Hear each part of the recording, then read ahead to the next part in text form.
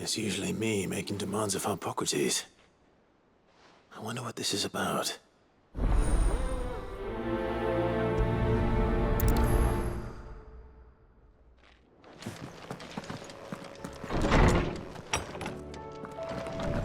I will not forget this kindness, my lord.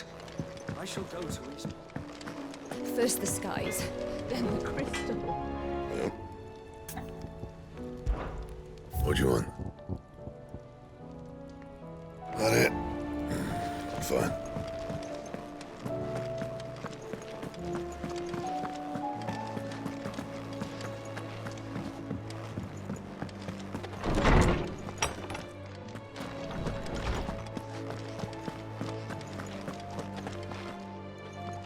Lawsman Harpocrates. I received your note. Ah, yes. I expect you're wondering what this is all about. You spoke of making amends with Dion. But I can't imagine what for. Then I should begin by telling you that I was once his tutor. This was some years ago, of course, before I joined Cid in his hideaway. At that time, I was counted among the foremost scholars of Oriflamme, and was accordingly invited to the palace to supervise the young prince's education, all to ensure that the future emperor had a firm grounding in, well, everything an emperor should. History, religion, commerce, government. Alas, our time together was cut short when Dion left to join the Dragoons, his studies no longer being deemed necessary. I had not expected to meet with him again, least of all here. Have you spoken with him? No, I have yet to find the right moment. His Highness always seems so preoccupied, especially when alone. I would not wish to disturb his ruminations with idle words of greeting, not when I know he dwells upon the evil Ultima had him commit in the Dominion. The guilt weighs heavily on him, I know. But as you say, that was Ultima's doing. Surely you can't blame yourself. When I first met him, it was not guilt, but his people's expectations that weighed heavily upon him, and I did nothing to ease that burden. He bore it alone, until the day he could not bear it any longer. It is one of my greatest regrets that I only ever offered him my wisdom, when what he truly needed was friendship. The blame for Dion's transgressions lies not only on his shoulders, but on mine. I see. I'm ready to help you in any way that I can. Then I beg that you bring me a wild wyvern tail. Apothecaries across the ages agree that even to glimpse such a flower is to be granted inner solace. Fabulists and fraudsters all, of course. But there is oft a seed of truth to be found where even the most outlandish opinions align. Well, it can't hurt to try. Where can I find this flower? And how will I know it? You have seen cultivated wyvern tails before, I trust. The lily-white blossoms from whose roots the poisonous ink for the brand is distilled. Well, those which grow in the wild differ only in their purple hue. The harsher the environment in which they are raised, the deeper the color. There is a waterfall in Rickmal's Roost across the strait, where the flowers once grew in abundance. Whether they still survive there, I know not. But try as I might, I can find no likelier location. It's all right. I'll find you a wyvern tail one way or another. Thank you, Clive. And please, be safe.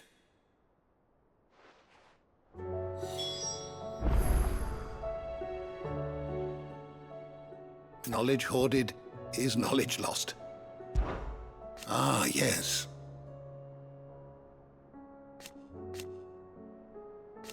Indeed.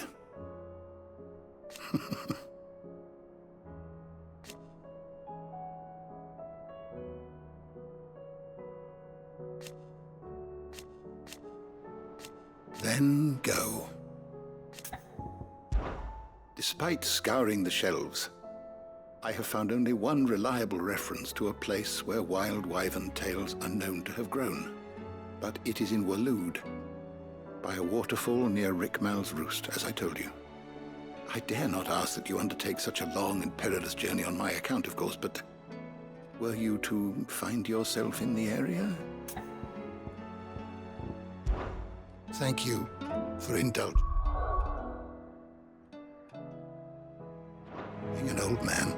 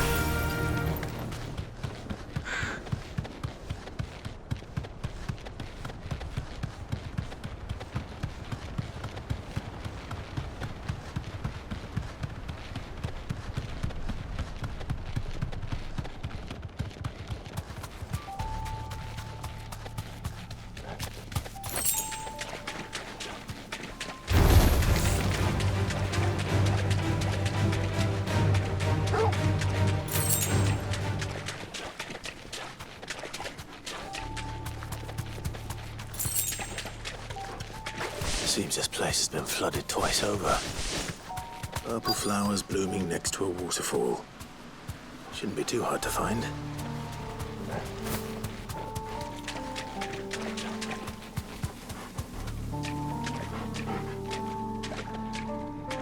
Straight home now.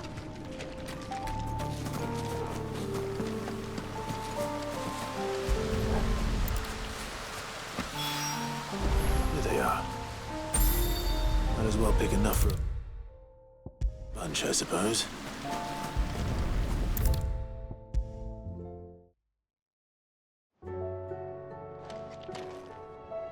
Oarsman, I found the flowers you were looking for. You did? I think I did.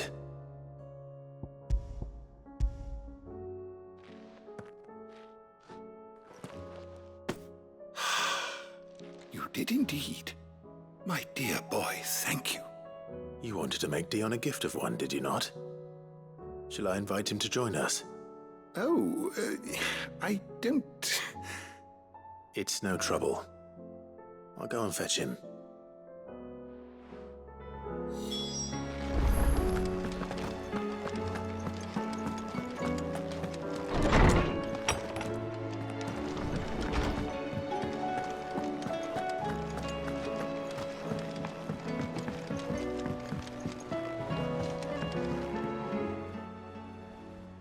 Your Highness, would you do me the honor of accompanying me?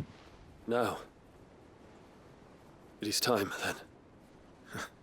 No, only to the shelves. Our lawsman has something he'd like to give you. Master Harpocrates. No. I dare not show my face before him. Not after everything I have done. I have taken countless innocent lives. And ruined countless more.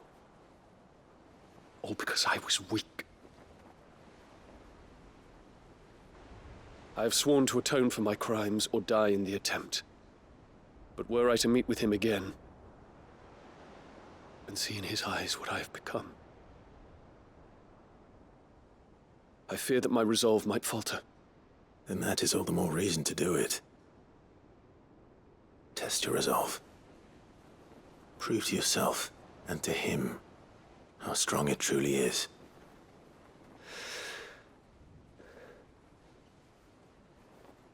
You are right. I must, at the very least, offer him my gratitude. Very well, then. Take me to him. Follow me.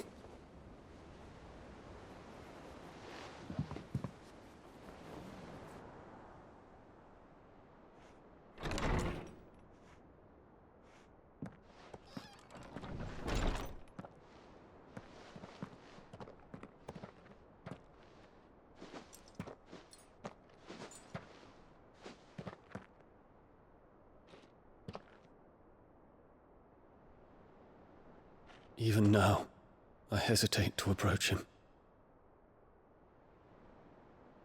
What must he think of me? You'd be surprised.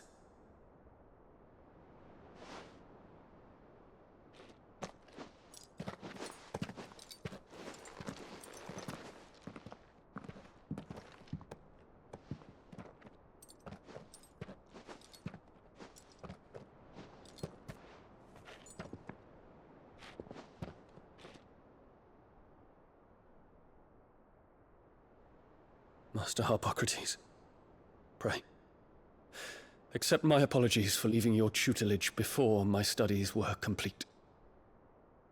Your lessons opened my mind to a world quite unlike the one I had imagined from within the gilded confines of the palace. And I shall be forever grateful for the efforts you made to enlighten me. Lift up your head, Your Highness. The deeds of youth require no apology. That you took the time to visit me says much about the man you have become. Now, there is something I would like to show you.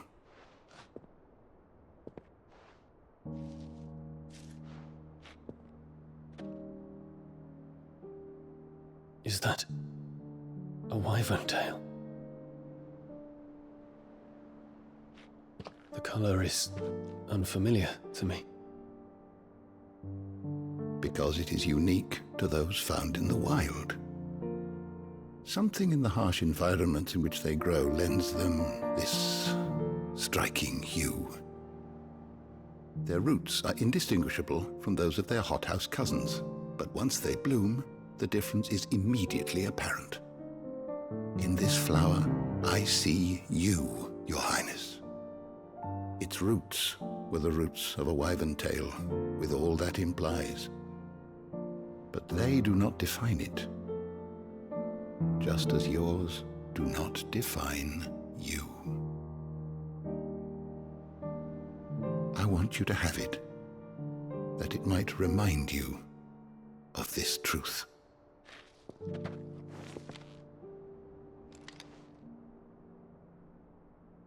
Master Harpocrates, I would ask of you a service. Keep your gift until I have fulfilled my duty to the realm, for only then shall I be deserving of it.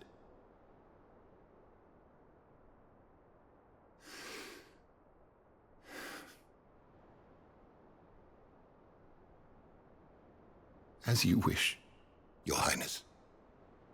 I shall await your return.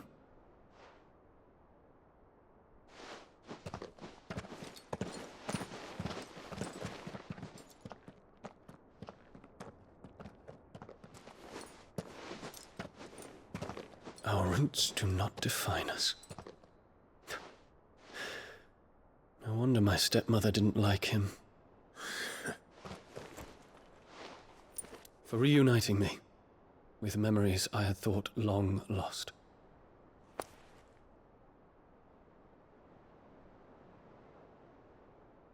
I shall not forget this.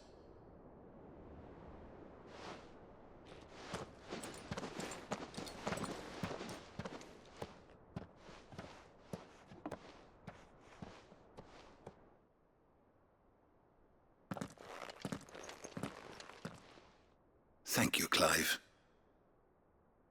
Were it not for you, I fear I might never have found the right moment to speak with him. Not to mention the wyvern tales. I shall plant their seeds, that I might not disappoint His Highness upon his return. I hope the soil in the hideaway is to their liking. Why, these flowers bloomed in the bleak, black wastes of Waloed. I'm sure Nigel's yard will suit them to a T.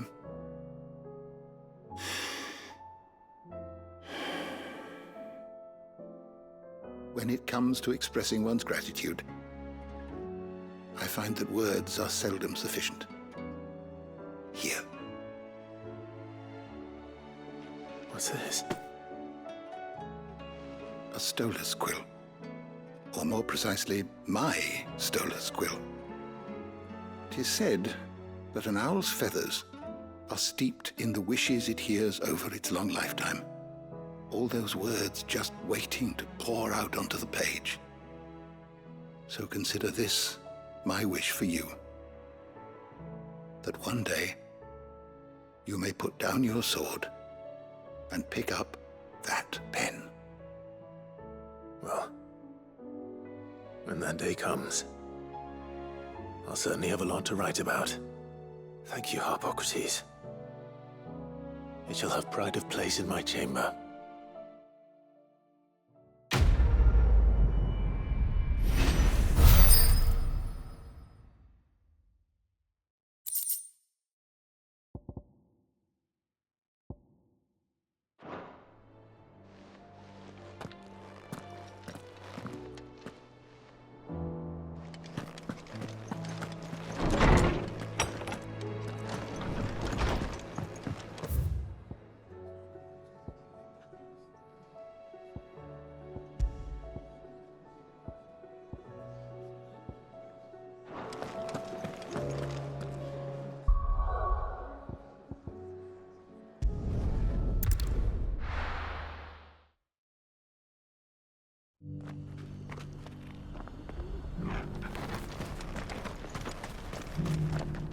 Here, take a look at my wares.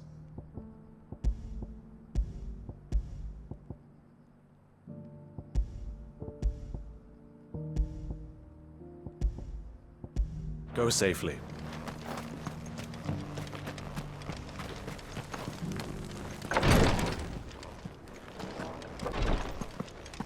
News has reached us of the black bulk that soars over the strait. Lord Cyril has ordered our survey teams to investigate it forthwith. It would seem that your battle is coming to a head, my lord. Lord Marquis, if you have a moment. What is it, Cyril? One of our brethren lately journeyed across the strait in order to pursue a new avenue of inquiry in our ongoing investigation. He sent an owl some while ago, but we have heard naught from him since. Was he surveying another fallen ruin? No. The object of his study was a savior cult that has arisen in Ash in recent years. We believe it may have some connection to the Circle of Malleus, an ancient religion that worshipped Ultima as its god. By gaining an understanding of this new faith, we hoped to learn more of the Circle's original beliefs. And so you sent one of your brothers to Ash? A continent teeming with orcs and Akashic? Fully cognizant of the risks, yes. I entrusted the mission to one of the most able of our order, the Third Chair, a master of the arts of combat and survival both. Though he has been silent for some days now, I have thus far refrained from sending any others in search of him, lest they be lost in turn. Yet, it seemed only right to inform you of the situation, given your unique experience of the perils of Ash. For as you so earnestly advised me, it would not do to abandon a man to his fate, when he might yet be saved.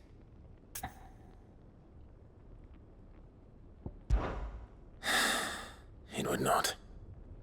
But Ash is a big place. Can you be any more specific? Perhaps.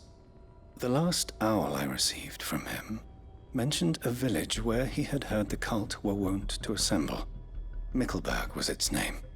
It lies in the southern reaches of Waloed. If aught ill befell him, I expect it did so there. Right. I'll see what I can do. You are much too kind, my lord. Go then, with my hopes, and may the Firebird's flame ever burn in your heart.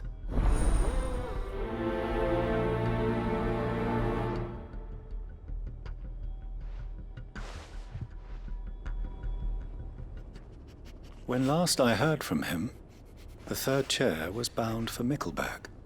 If you mean to seek him out, my lord, I can think of no better place to start.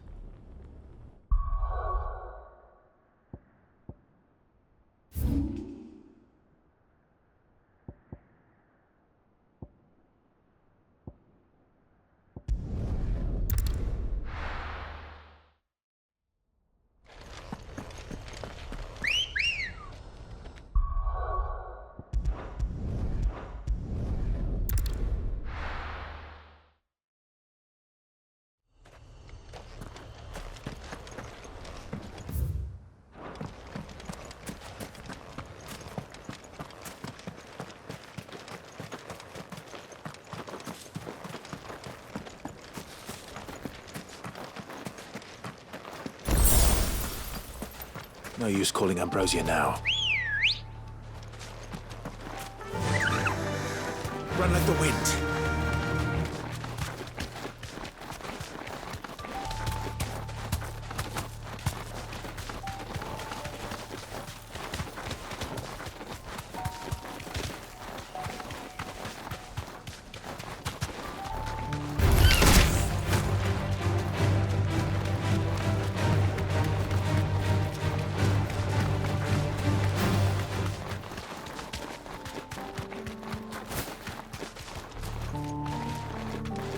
This must be Mickleburg.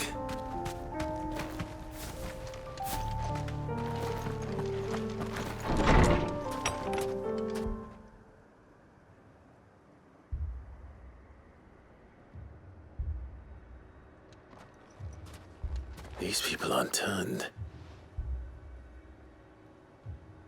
And the village seems safe enough at least.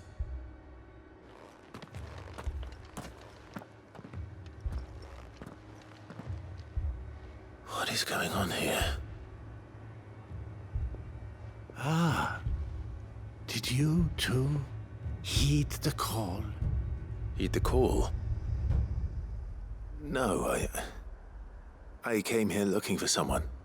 To be honest, I wasn't sure I'd find him here. Let alone all of you. Is that so? What are you doing here? Is this where you live? It is my home. The others, they heeded the call. You keep saying that. What do you mean? They came here to perform the rite, just as King Barnabas instructed. This village is their altar, where they shall cast their souls upon the gentle waters and give themselves to the Lord. Give themselves. Oh, Lord, cleanse us of our sins. Let us be reborn in your loving arms. Free us from the torment of this mortal realm. They want to be saved. Forgive me, but did another foreigner like me come here?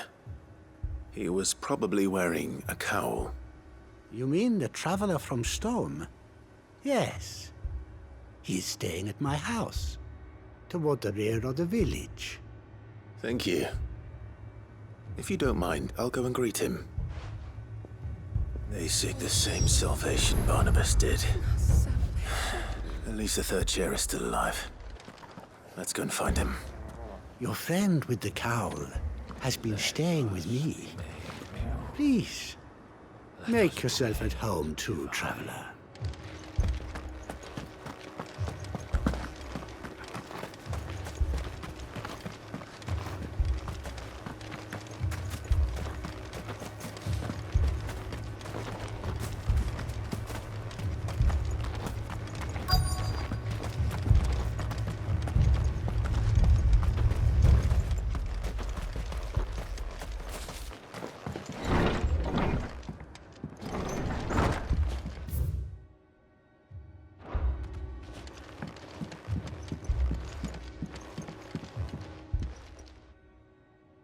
Excuse me. Are you with the Undying? I am. And so it would appear, are you? Lord Rosfield, if I am not mistaken. That's right. And you must be the third chair. I am. Cyril was worried for your safety. He sent me to find you. Then I must apologize. I did not mean to trouble the bearer of the burning quill. Much less you, my Lord Marquis. He said that you had failed to report. Is there a reason for that? I came here to study the followers of this new faith. But the more I learned of them, the more my own faith began to falter. You have seen them at their prayers, have you not? They devote themselves to the veneration of their lord with a fervor I have never seen before, praying night and day that they might be rid of their wicked wills and reborn in their Saviour's light. Not that they might be granted respite from their worldly woes, but so that they might continue to serve him. Serve him with all of their beings. I, too, swore to devote my life to the service of my Lord and Master, but this... 'tis different.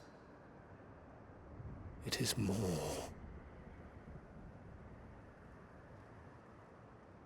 And so I would see it through to the end. See these people safe, that they might achieve their dream, that they might do their duty to their Lord, even if it should keep me from doing my duty to mine. You do understand what their dream is, don't you? I do, my lord. They would cast aside their wills and become a Kashyyyk. I know that it may be hard to believe, but to these people, that is the very essence of salvation. Forgive me, my lord, but I must remain here. If you are to return to Master Cyril, I would consider it a great... Did you hear that, my lord? Something is happening. I'll go and find out what. Stay here.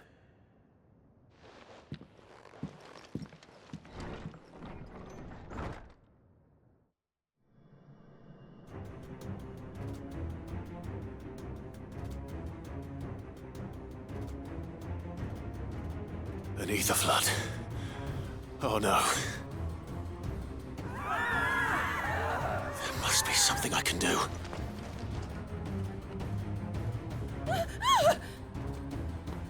Echoes as well. Found her. Come on. Over here!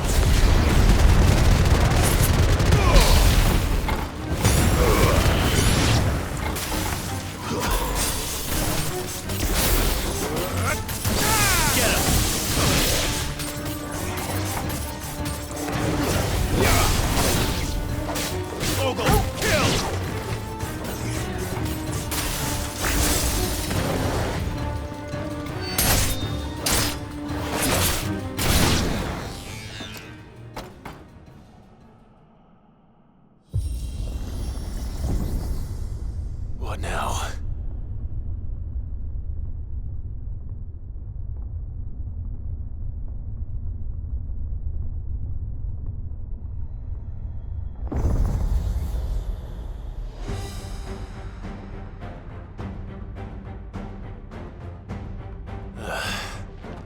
We meet again. I've killed your kind before.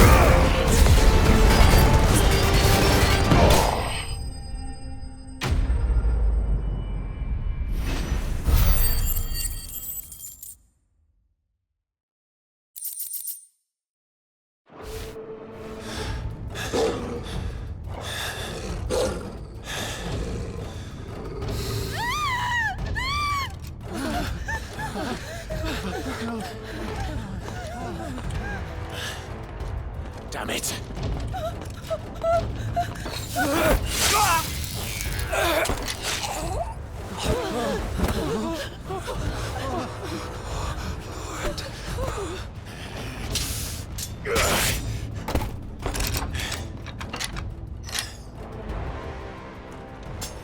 Don't you die. Come on, speak to me. I had to save them, that they might have a chance to find true salvation. By devoting themselves to the service of their Lord. Just as I did when the Undying plucked me from the gutter and gave me a cause to believe in. A duty to serve was everything to me, and I would not deny them that fulfillment, even if they must become a Kashyyyk in order to achieve it. Forgive me, my Lord Marquis. I did not mean to trouble you with this. My findings. Could you deliver them to Master Cyril for me? Of course. Your duty will be done.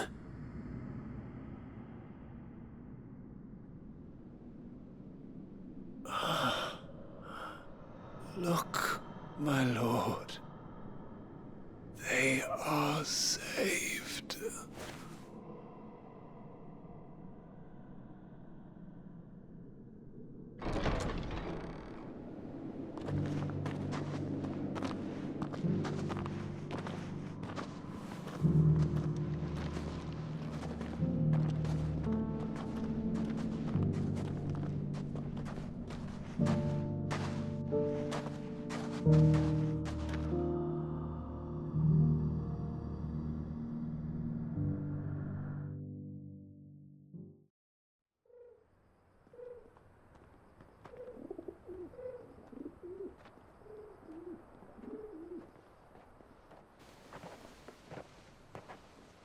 They are saved.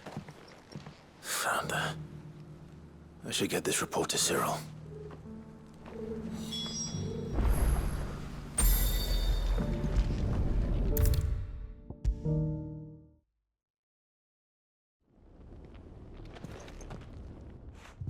My Lord Marquis, welcome back. I am glad to see you hale and whole. I met with your third chair, Cyril. He bade me deliver his findings to you.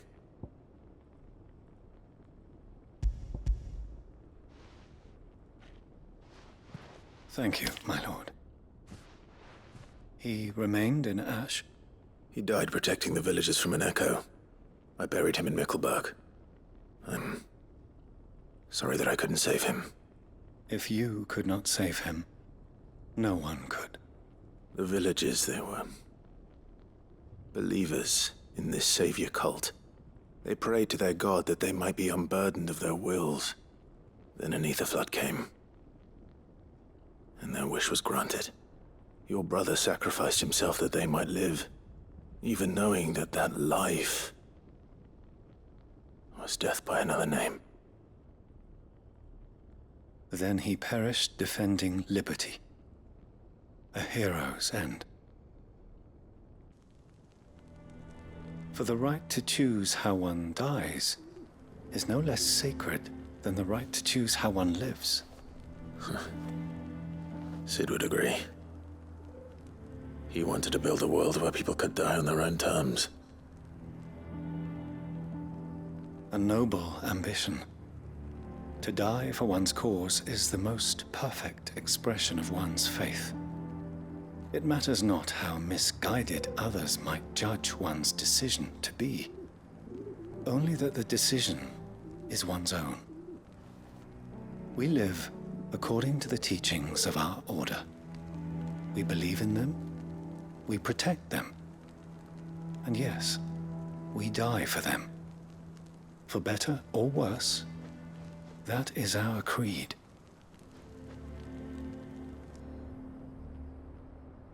But he didn't die for your creed. He died to save them. And you still believe that what he did was right? I believe that he believed it was. We of the Undying are not slaves, but willing servants. And this was his will, the ultimate expression of it. All right. I'd like to know this man's name, Cyril. To know the names of all the Undying who've fallen in the line of duty. They died serving my house. It's only right that I remember them. That is my duty. Of course. I shall fetch the Book of Martyrs at once. My lord, it has been, and shall ever be, the greatest honor of my life to serve House Rosfield. Though our duties may differ, yours is no less important. I pray with all my heart for your success. And were they here, I have no doubt but that every one of my fallen brothers and sisters would feel the same.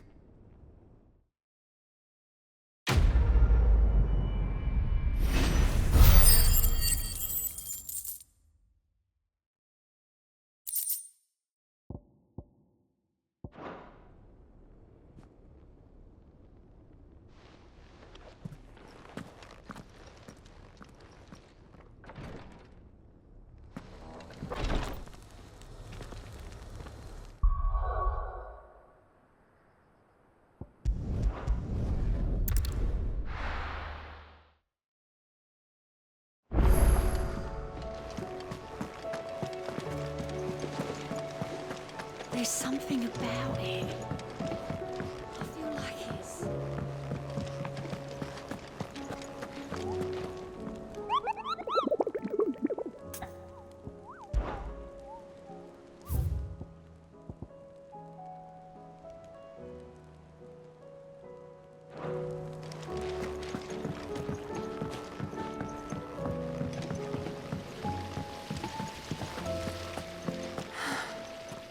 All this time, my heart has wandered hither and thither in search of the perfect companion. When all along he was here, standing right beside me. All this time, my heart has wandered.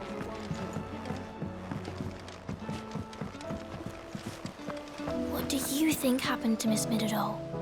I heard she was kicked out of the university.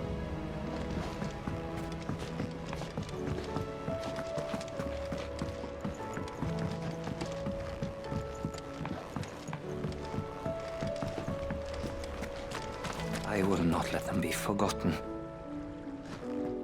Cid, may I have a moment? Of course. It is an honor to finally speak with you. My name is Herman. I've been with the Cursebreakers for some time now, and I wish to be deployed to Ash. Any assignment will do. No. The lands across the Narrow are too dangerous. I will not send good men and women to risk their lives needlessly. Why would you want to go back? I need to retrieve something. Something important. I was raised in an orphanage. The Badbach Conservatory. Or rather, I was held captive there. It was not a place of nurture. It existed solely to turn bearer children into mindless weapons. We were tortured until we feared no pain. Tormented until our hearts turned to stone, and few ever survived long enough to become tools of the last king. I can't imagine. I lost so many. I can't even remember all their names, but they must be remembered. They cannot fade away, faceless and forgotten. The Institute was run with military precision. Every child measured, every name recorded, every death logged with meticulous care. Cid, allow me to travel to Ash and recover the registry so that my brothers and sisters might live on.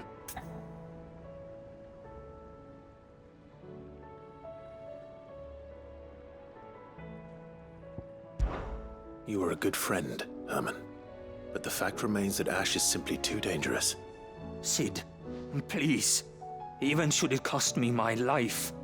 Too dangerous for you, Herman. But not for me. I'll go to Bad Bach and find the registry. You will? I won't let you risk your life. I don't know how to thank you. You can start by telling me where I'll find this orphanage. Vie de Grace. Hidden in a forest, overlooking the plains. All right. I'll see what I can find there. May the mothers guide you.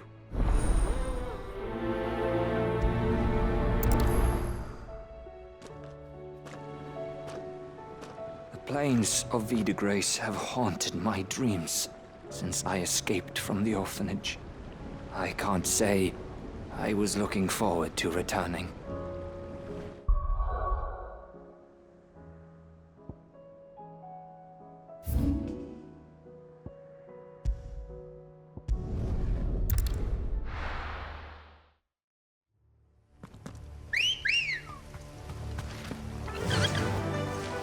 Faster!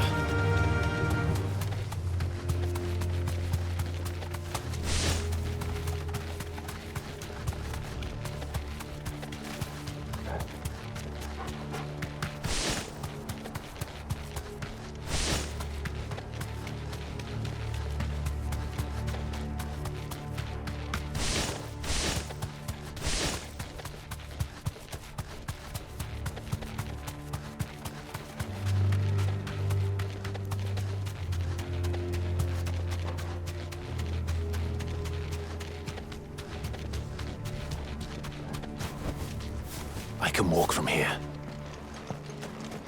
This must be the orphanage. Hopefully the registry is still here.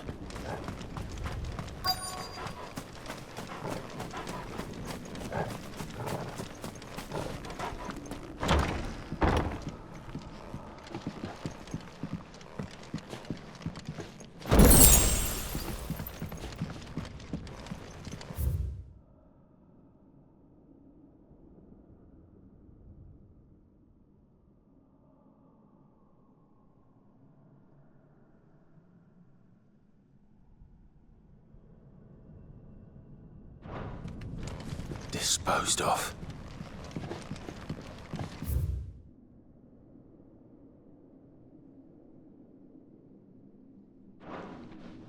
Conditioning.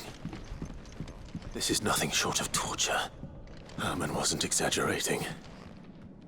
It's a wonder he survived this place. I need to find him.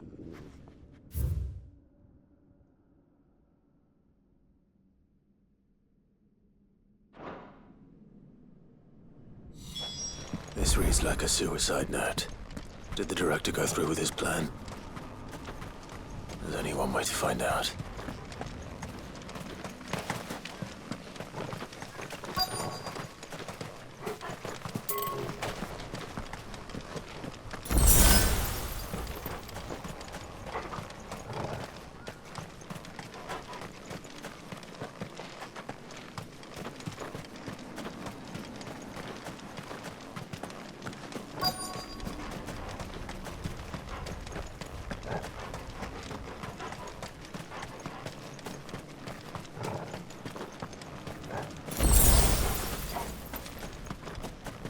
Forked white tree.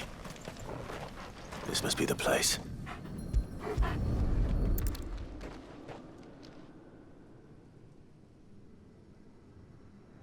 Could he really be buried here?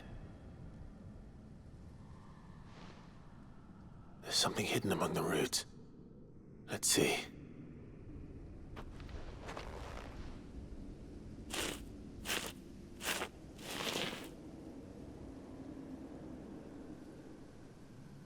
This must be the registry.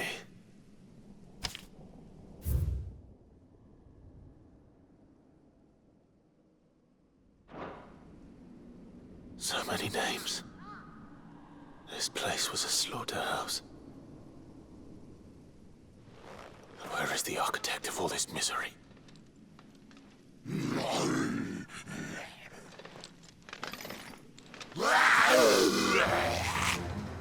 It was only a matter of time, I suppose. This place is cursed.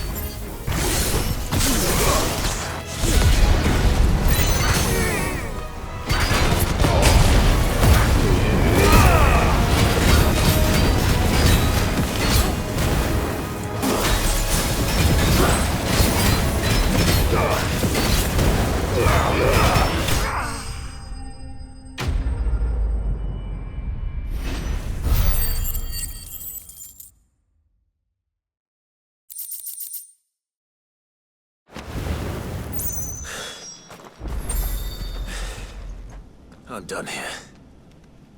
Let's get the registry back to Herman.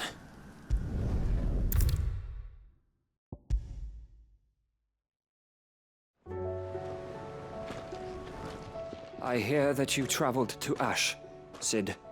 Did you by any chance recover the names of my fallen friends? I did. Yes.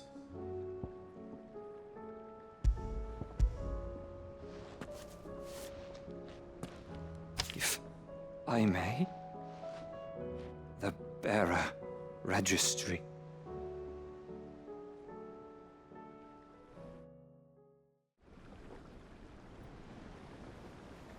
The director was a brutal man. He got no worse than he deserved. The registry was all I found beneath the tree. There was no sign of a body. Or any record of what happened to the children after the orphanage closed. I pray that at least some of them survived. All their names are here. The ones we lost. My friends. My light in those dark times. I can still remember their faces, like it was yesterday.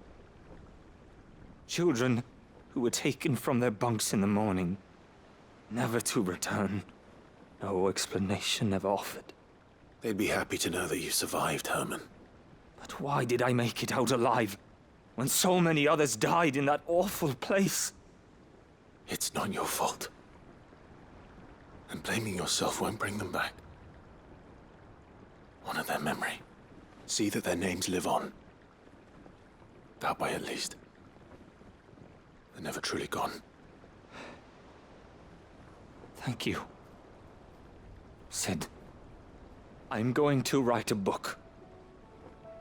An account of the horrors of Bad Bach, and the spirit of those its custodians sought to crush. All of Valisthea will know of our suffering, and in the name of those I lost, I will not let it happen again. Neither will I. These records would have been buried for all eternity, were it not for you. Thank you.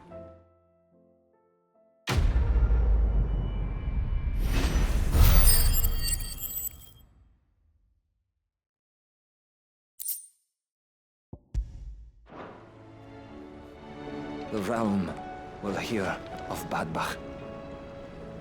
And I pray that the tale of my fallen friends will spare future generations the horror we endured.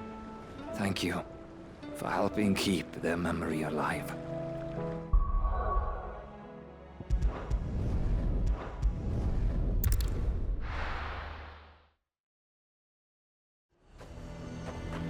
A fortress? The garrison is threatening to pull their sentries from the markets if we don't cooperate. I would speak with this duke. Saw the captain just now. He's wearing his uniform. Your town needs you. I need you.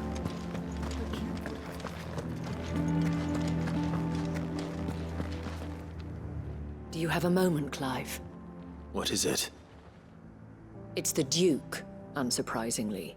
His Eminence has assumed full control of the garrison and put every able-bodied man to work on the fortifications.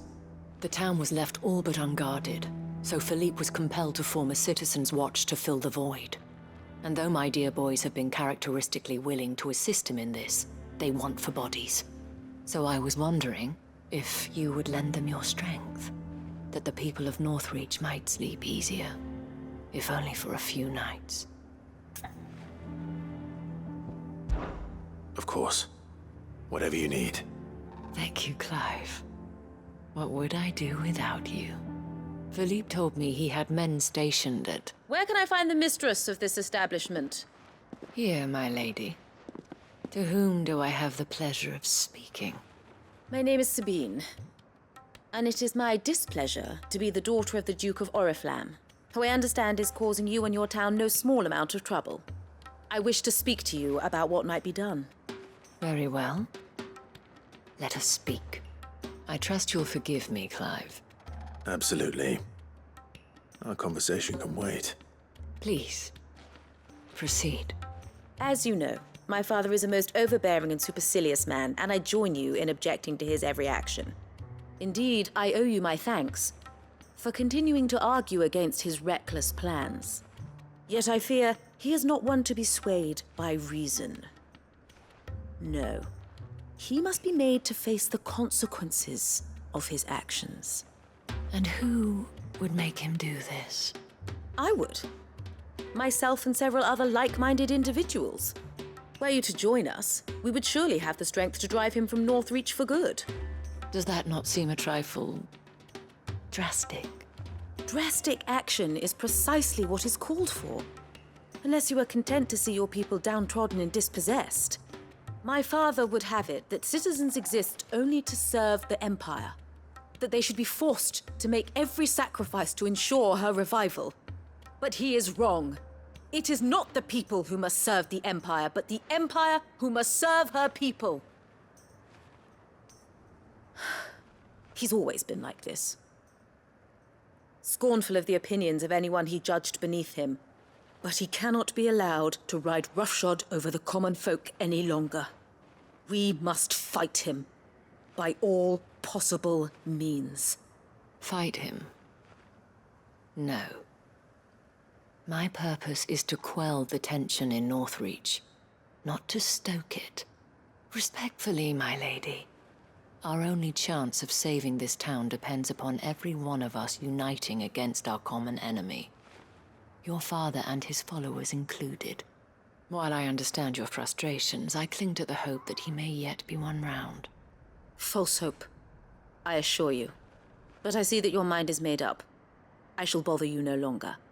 If you will extend me the same courtesy, I bid you good day. She certainly has spirit. Indeed. But unfortunately for us, that spirit is only likely to harden the Duke's resolve, which may be enough to seal the fate of this town. Not that she cares. This is all about her and her father. Families. I'm sorry, where were we? Ah, yes. I was about to tell you of Philippe's plans for the town watch, but perhaps it's better that you heard them from him. I believe he's in the market, if you'd be so kind as to seek him out. Right away. It's just a pity I cannot join you. I'd like to see the two of you in action together.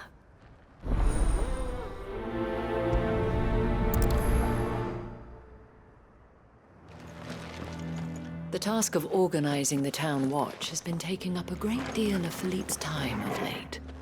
And the rest he spends guarding the main gate to the markets. You'll find him there, most likely.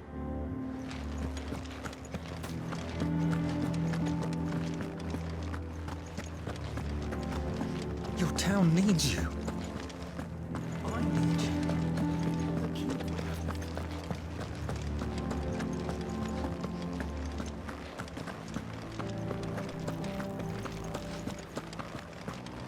What does the dame have to say about all this, I wonder? So you are content to abandon the Please, I beseech you. If you are a true son of Northreach, you must fight to defend your home. That's exactly what I am doing, milady. Or trying to, at least. The land is crawling with fiends, and someone has to keep watch. Even when our true enemy is hiding in the garrison? Fine. You're not the only able-bodied man in Northreach. Thank you so much for your help.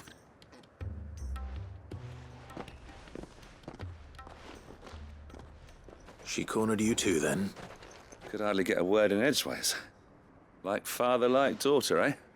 She made an uninvited appearance at the Vale earlier, hoping to convince the Dame to join her in fomenting rebellion. I bet that went well. Her ladyship seems to have a way with people. Anyway, what brings you here? Our mutual friend thought you might welcome some help. Oh, she did she? Right as always. In fact, you're just the man. We've had some reports, you see. Sightings of, you know what. They're back. Seems that way. All over, too. We haven't been able to confirm anything yet, but if you're willing, you could go and see what's what. Right. Where should I look? You know Grieger's Weep? One of the sightings places them somewhere on its shores. I'm on my way. Thank you, Clive. I'll look into one of the other sightings. Let's rendezvous back here later.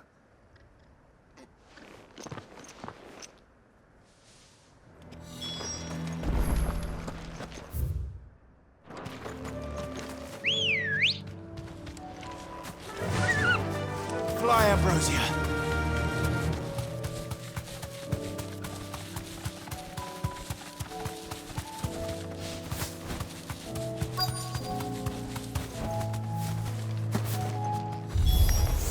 Damn it. The reports were true. I need to stop them before they get to the town.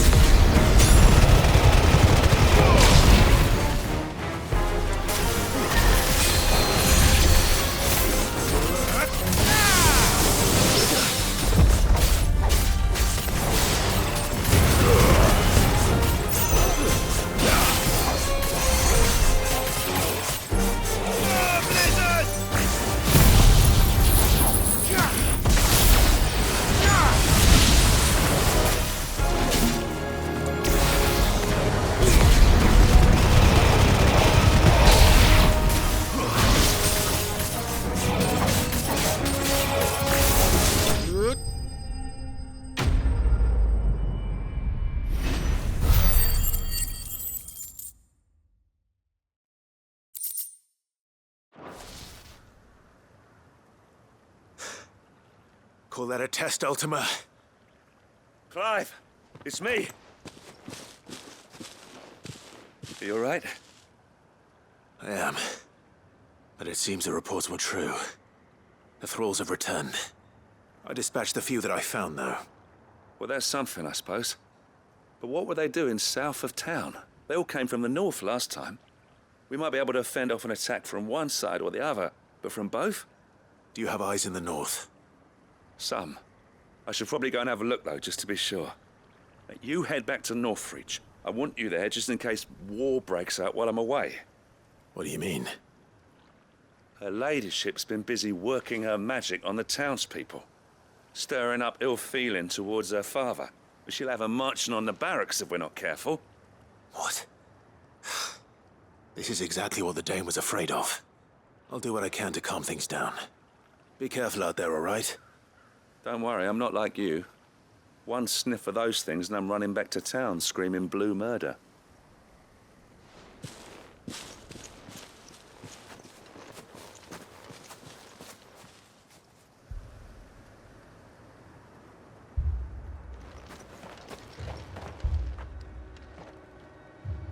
Do you not see, Father? The people of Northreach have given enough, and only a fool would ask for more. Listen to me, Sabine. Where would our people be without their country, hmm? The Empire is their sword and their shield. It is she that ensures they can live without fear. And now she teeters on the brink. Without their sword, how will the people fight? Without their shield, how will they protect their kin? Can the unarmed stand against the advancing hordes? No. But there is yet hope. A new shield, a new sword. A new empire. We can rebuild Sandbreck, just as Great Griga wills it. Perhaps we could, Father. But we don't want to. Not if it is built on the broken backs of the people. Please, let us not quarrel in the street. You must see that no good will come of this.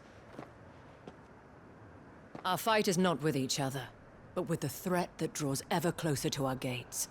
A threat that your sword has yet to rid us of, Your Eminence. You will hold your tongue, whore! You may have filled my daughter's head with your heresy, but I will not be corrupted. Corrupted? Your daughter's opinions are her own, as you would know if you had ever deigned to listen to her. At least I hope they are your opinions, and not posturing born of a family feud. Northreach deserves better than that. Northreach deserves better than you, Carla. Yes, I know who you are. The slut of Twinside who bedded her branded. Jealous, are you? That a woman might choose a bearer over a pious man of Griga. Clive! I met a swarm of thralls coming south from Oriflamme. Hundreds of them. Too many to count. No. Work on the fortifications has scarcely begun. We will retreat to Caer Norvent and there make our stand. Did you hear me? That was an order! While this is but a heartfelt plea, let us make our stand here and protect our homes. Protect those that we love. Together, for Northreach!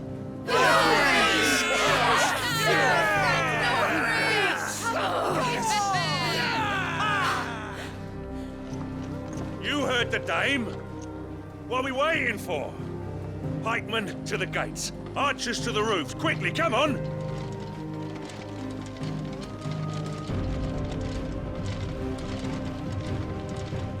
But she is but a common... Whore, yes. And we'd follow her to the gates of hell.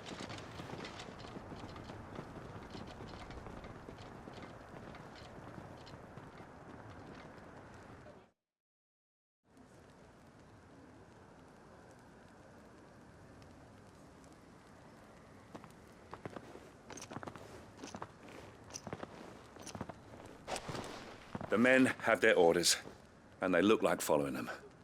I got them spaced out at regular intervals. Whichever direction the thralls strike from, there'll be someone there to meet them. Thank you, Philippe. Rest assured the people will play their part. The herbalist has donated her stock of medicines to me. Should any of your men be injured, take them to the Vale. We'll see to them there. Thank you, milady. I will. I'll play my part too. You still want for numbers.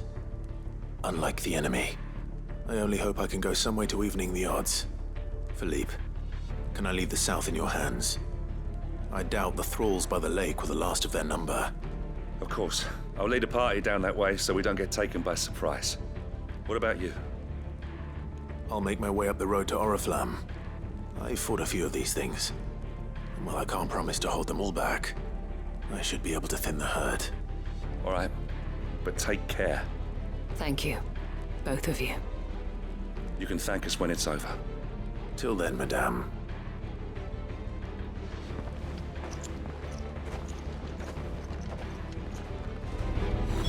When the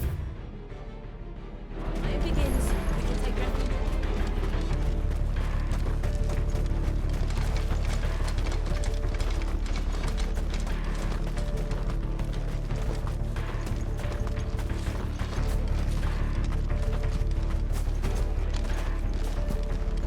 If any get by, you can trust we'll be here to meet them head on.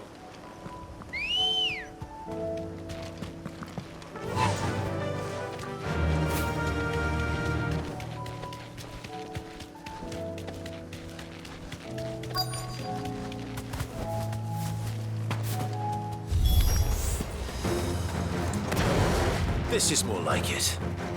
Come on then. Test me.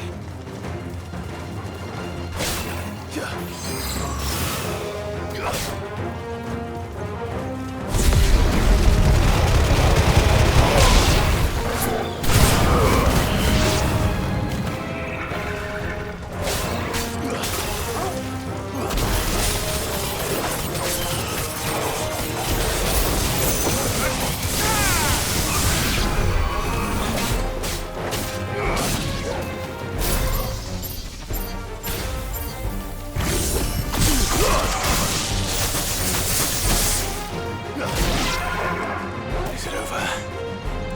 No. It's only just begun.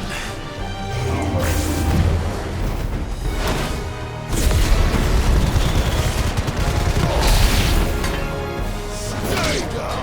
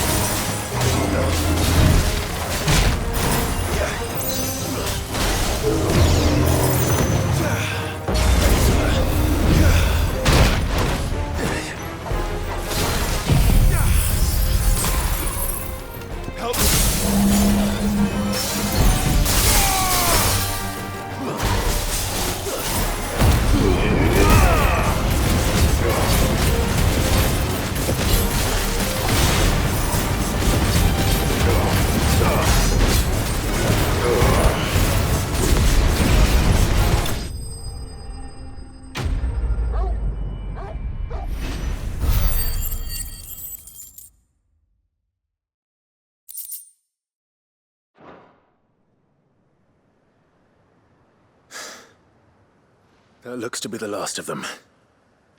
I wonder how the others fared. Better hurry back to town. Come on, Torgal.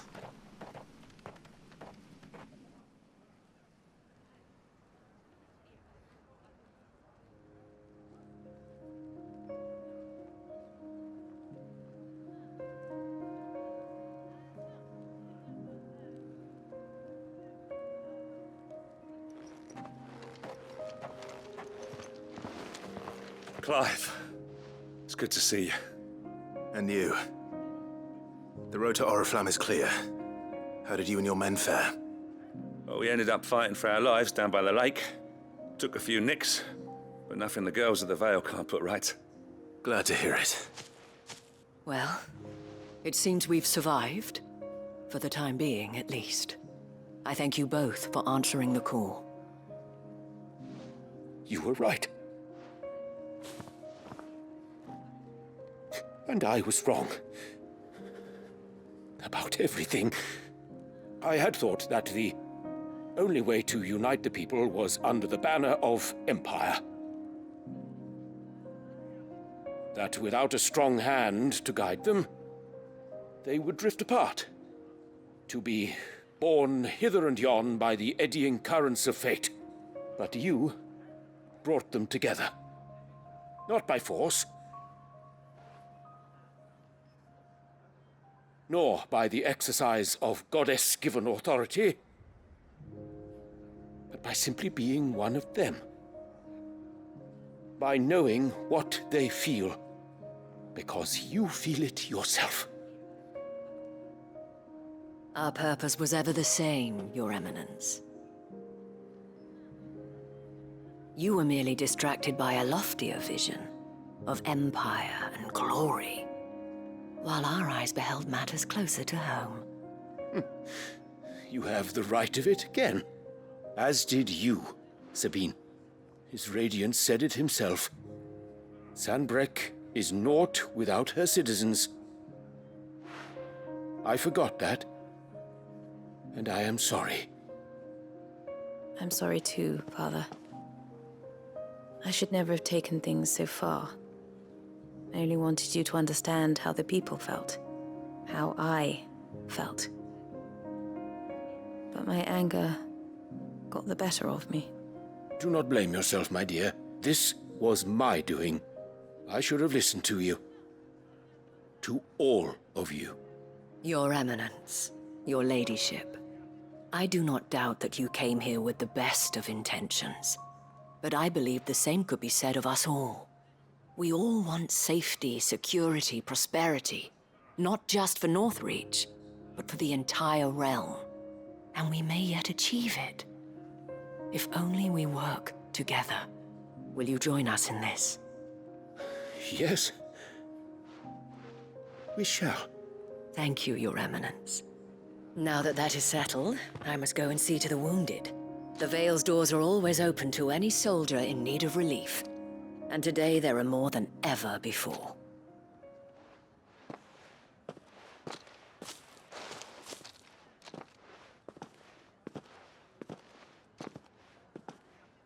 Madame Isabel is a rare soul indeed.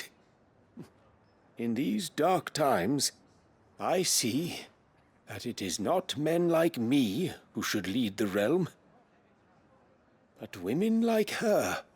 You're right. If only I'd listened to her when I had the chance. Forgive me for saying so, milady, but you still do. The Dame said it herself. We can turn things around. We just have to work together. And that goes for you, too. You're one of us now. One of you? Well said, Captain. Let this be a new beginning. Not only for Sanbreque, but for us. Well, since there's nothing more to be done here, I should see if Isabel needs any help moving the wounded.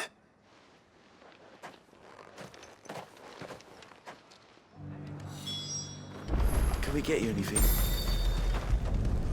That would be nice.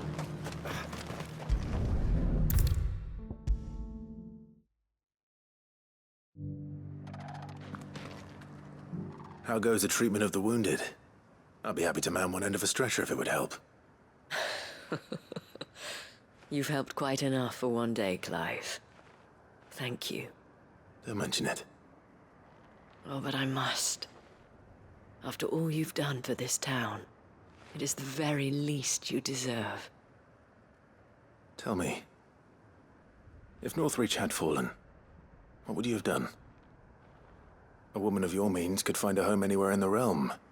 but I sense you would rather have died here. It's a long story. For you, madame, I have all the time in the world.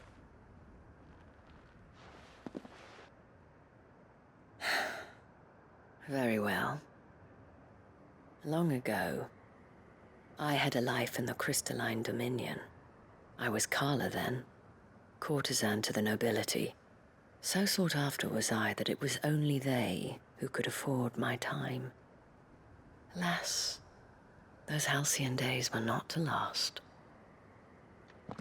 For naive as I was, I fell in love with a bearer. He was my master's guard, the gentlest man I have ever known. After they discovered us together, he was whipped bloody and forbidden from ever looking at me again. And so we fled. Not that we had anywhere to flee to. We wandered, aimless and starving, half dreading, half praying that the next day would be our last. Until we found ourselves here, in Northreach. It was the Veil that took us in, that fed us, clothed us, and healed our hurts. Those that could be healed, at least. My love was already too far gone. He passed away. He did. Not long after we arrived. But at least we were able to share a few moments of peace before the end. It was the greatest gift I have ever received. But the generosity of this town and her people did not end there. The men and women of the Vale supported me through my grief, shared in it, though I was still a stranger to them. They treated me like a sister. And so I swore that I would always do the same. That I would return the kindness that Northreach showed me. That I would repay my debt to the Vale.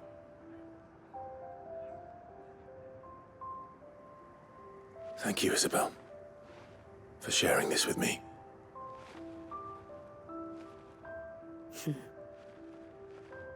You're a lot like him, you know. Perhaps that is why I have such a soft spot for you. Never stop fighting, Clive. And I shan't either. I know that it will not be easy to keep Northreach together. But our efforts will be rewarded. Just look at us now.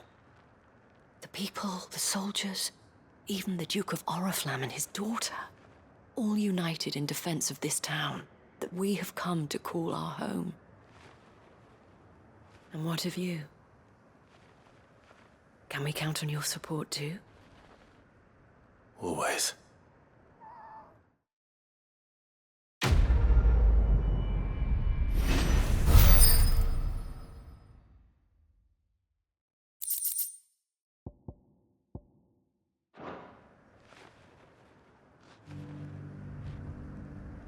We have brought Northreach together. Now the fight begins to keep her together. For if this town is to survive, we must all play our part. Including you, Clive.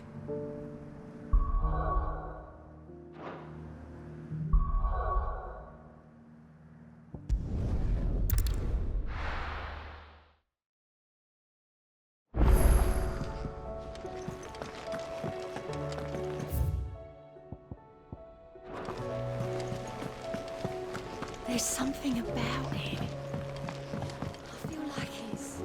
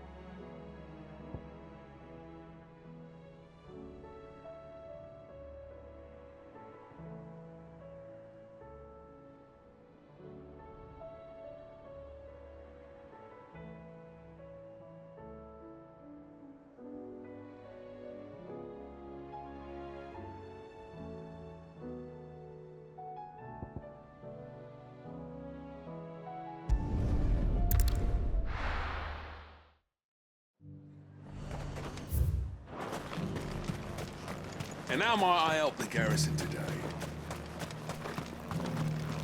The garrison did away with posting guards here at the wall. Now any man, woman or branded can pass freely.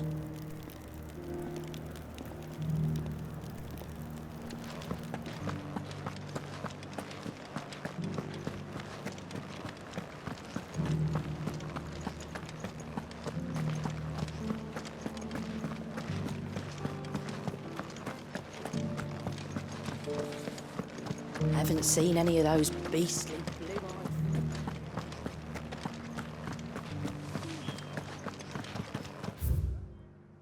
Do be careful. I will. We won the battle, yeah, but those things will come back. Good girl. Fly, Ambrosia.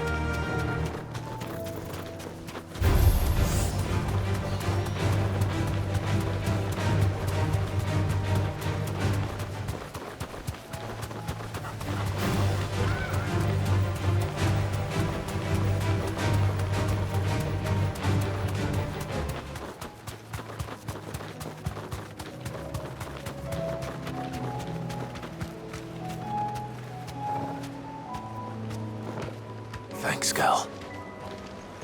No mistakes.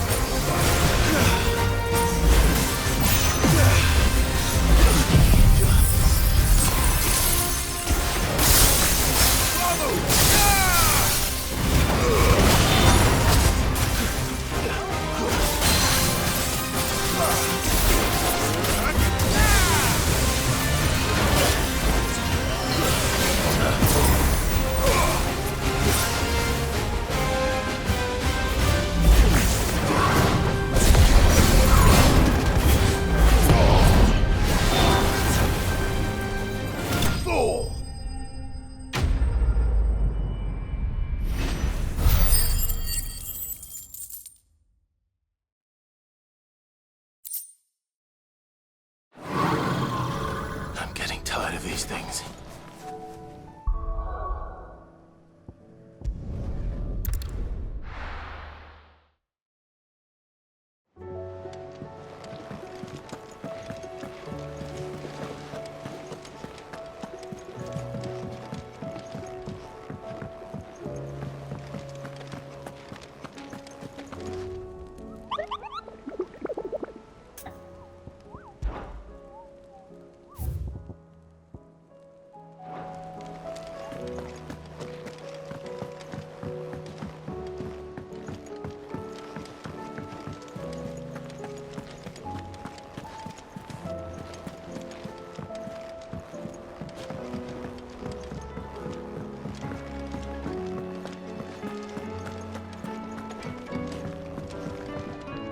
Trouble with your gear, or something falling, do you?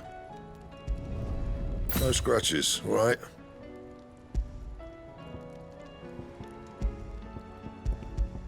Anything else?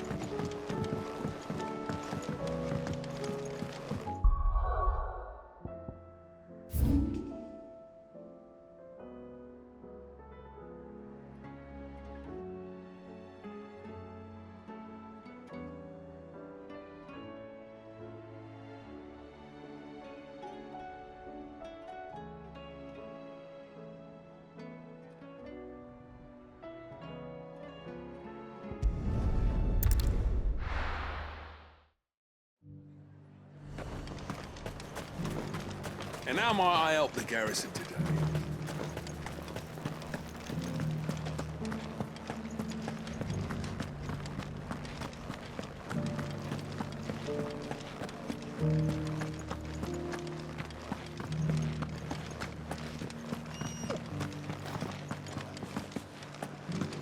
Haven't seen any of those beastly blue-eyed...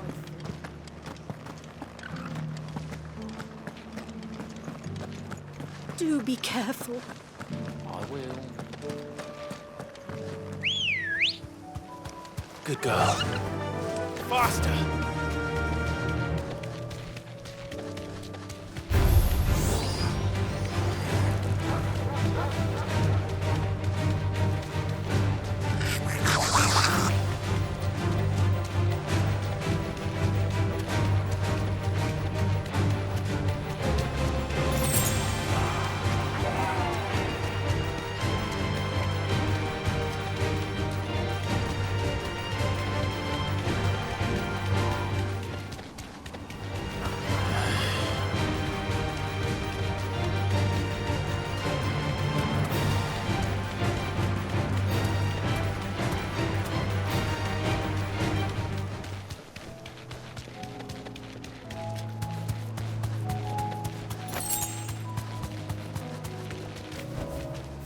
Straight home now.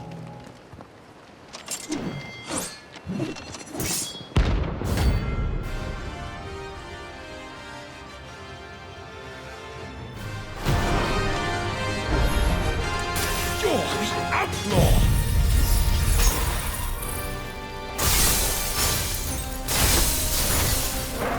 The one who drove His Highness to madness! On your knees! If he hasn't heard, then it doesn't look like he's willing to listen.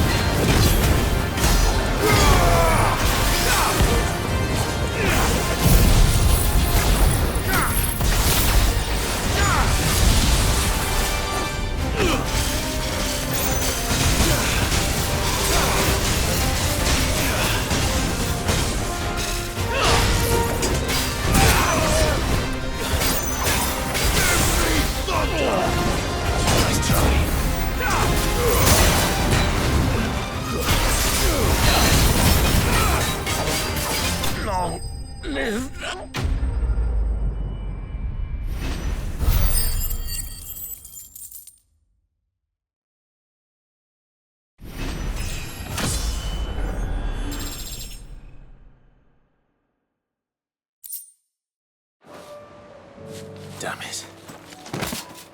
Dion would have been glad to have you back at his side.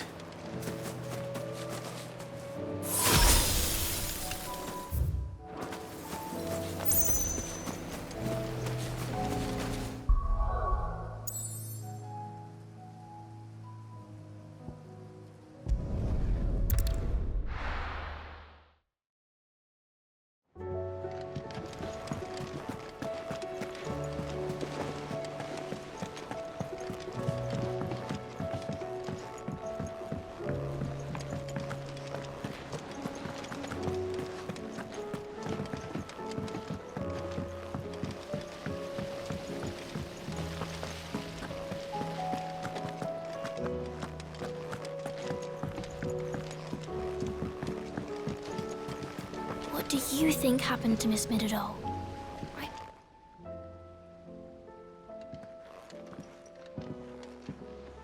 Sid! You have to help us! With what? You didn't take apart another of Mid's contraptions, did you? No? Well, yes. But that's not what we want to talk to you about.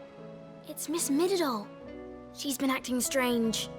Very strange. She's barely ever around. When she is, she acts like we aren't even there. Her head's in a crowd. In the clouds. That's what I said. In the clouds.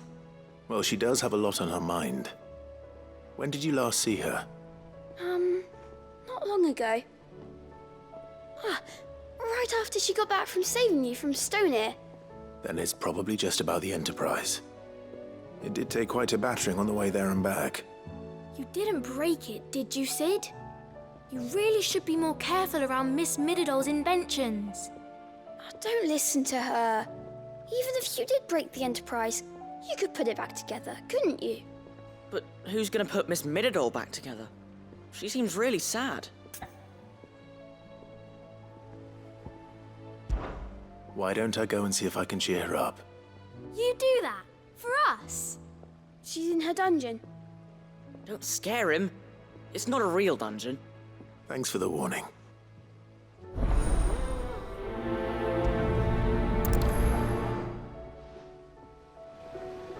Miss Shirley says we're not allowed in the dungeon. But Miss Mididol doesn't mind.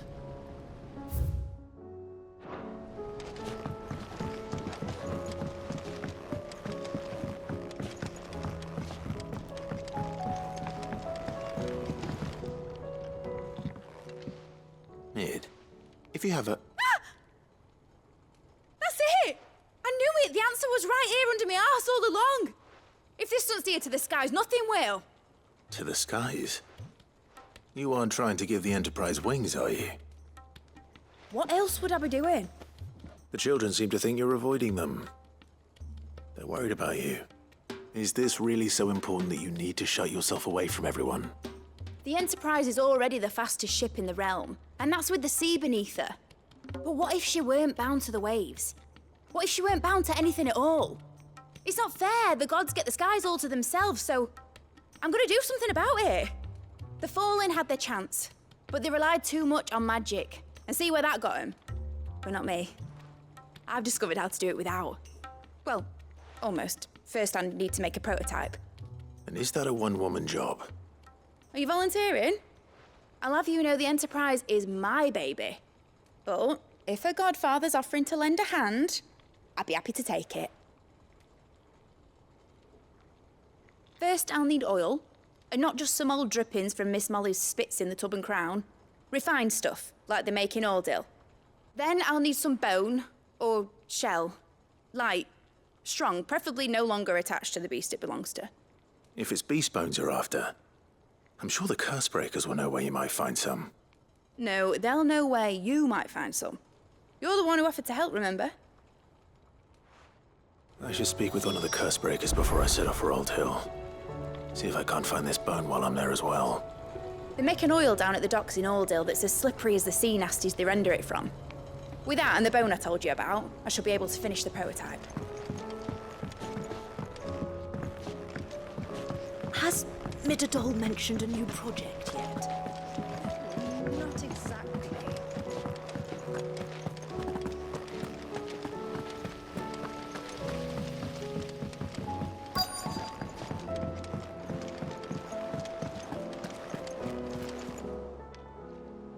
Oh, I wasn't expecting you back so soon.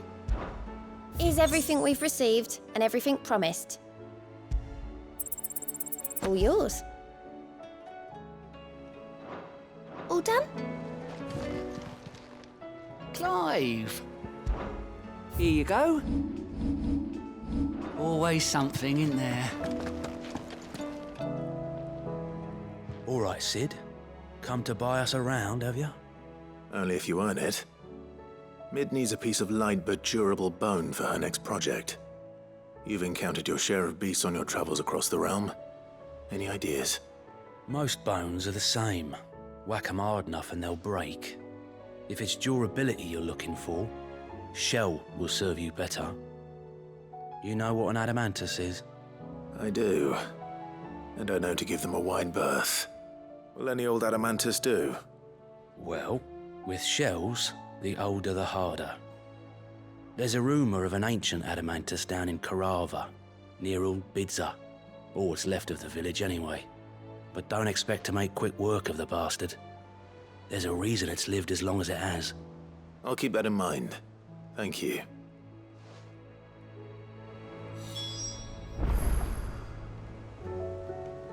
Normally I wouldn't recommend going anywhere near an adamantus, let alone one that's had a few centuries to let its temper simmer. They're mean bastards, and they only get meaner with age. Why do you think the village of Old Bidza was abandoned? If you've got something to ask, ask.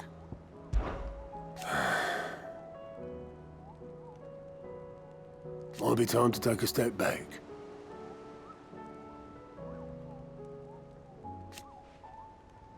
But if it weren't for Sid...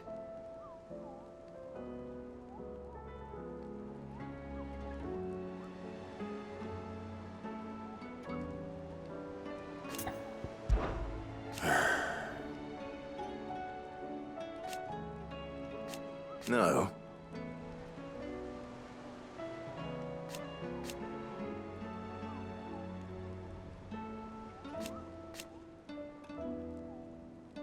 Is that right? Off you go then.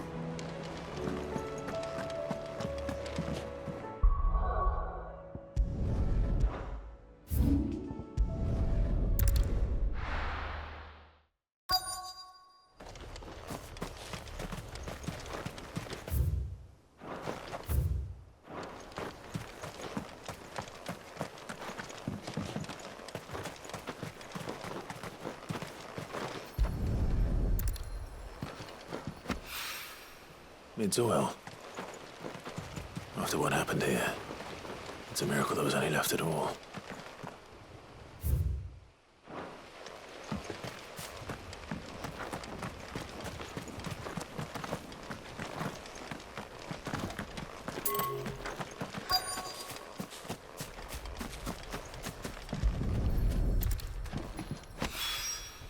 This should be enough.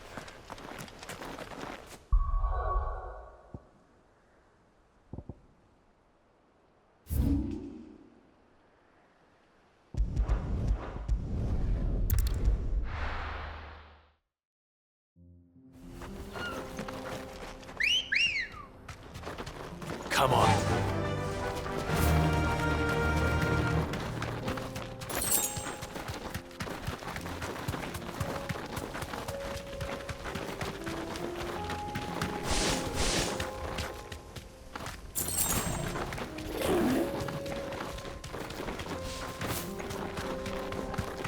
Here we are again. Carava. If you were a tortoise, Torgal, where would you hide?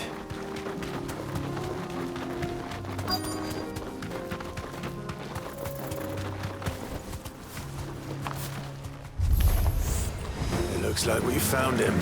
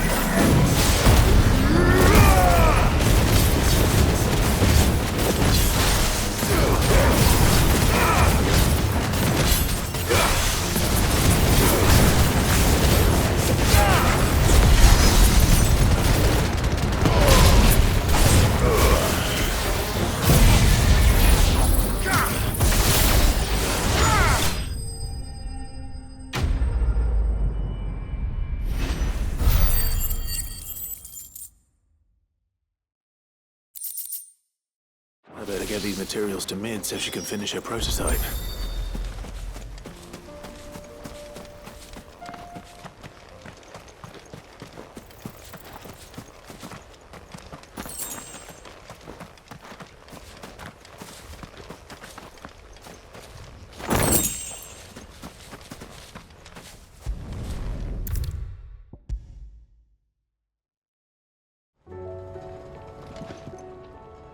Mid, tell me this is all you need.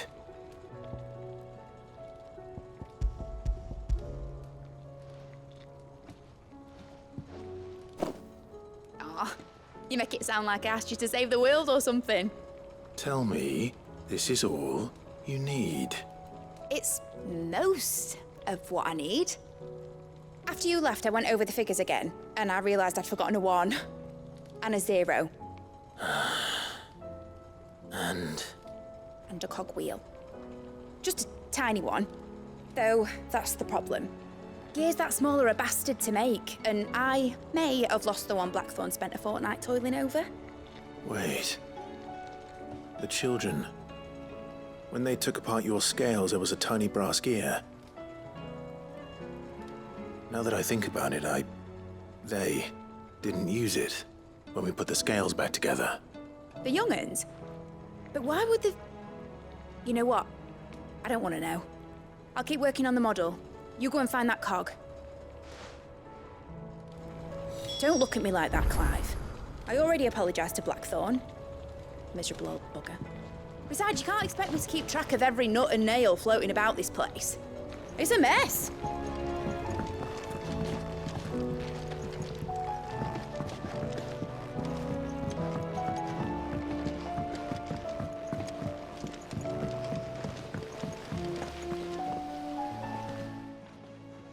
Cid! Is Mid still hiding from us? She wasn't hiding. She's fine. She's just busy working on her next project. A new invention? What is it? What is it? Is it an airship? I bet it's an airship! Do you think she'll let us help? That just so happens to be why I'm here. She needs something special, something only you three can provide. A brass gear. A tiny one. One that might fit on, say, a set of scales? Oh, the one you forgot! We remember! We saved it, just in case. It's in the bag of bits. Since your lesson, we've been disassembling, then reassembling everything we can find. All the pieces that are left over, we keep under our beds, just in case. That's good to know. Look! I found it!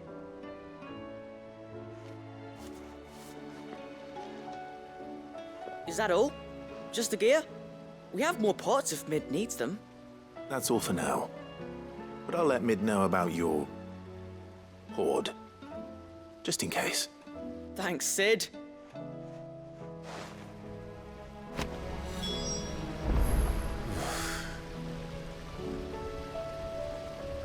Back for another part? We've got screws and bolts and nails and knobbles and noodles and,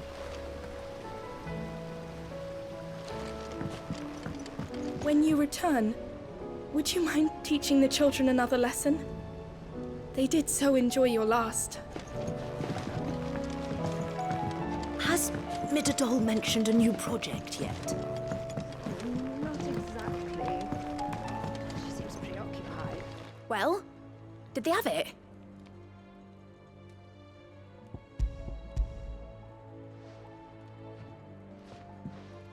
They did. And they kept it somewhere nice and safe. Will it work? Will it work? He's perfect! You're a genius, Clive. What exactly are you going to use it for? Only the most important job of all. The wings aren't going to move on their own. But with the right cog in the right place... Well, you just wait and see.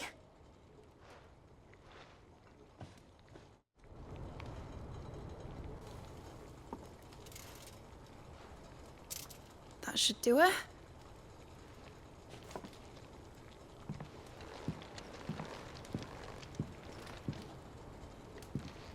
Here goes nothing.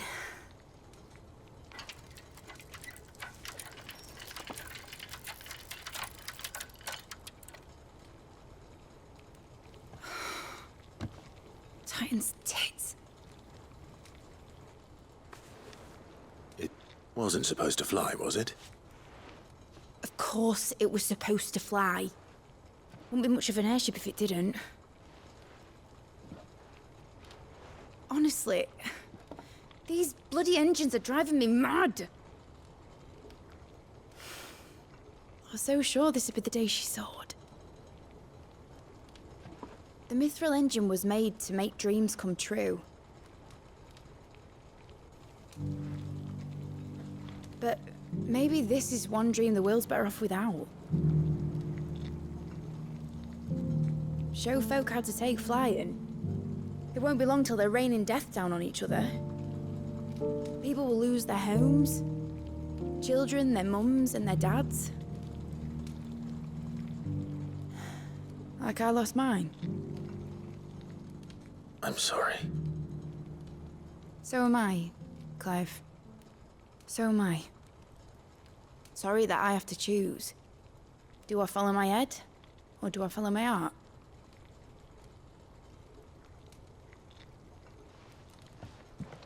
Good question. The first time I stood on the deck of your ship, felt the wind in my hair. It was like I was flying. But imagine how it would feel to actually do it. My dad always said there were two ways of living life. Chasing a dream or shuffling to your grave. And he were right. Right about a lot of things. Not that I like to admit it. People need dreams to chase. Especially in a world like this.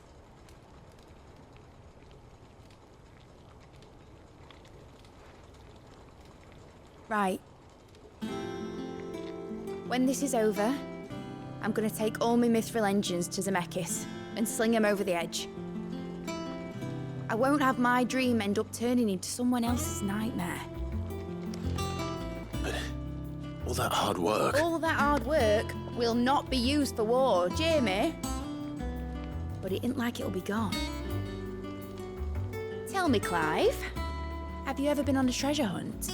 Not since Joshua and I were boys. Why do you ask? Because I'm gonna bury the engine schematics and leave behind a little riddle telling people where to find them.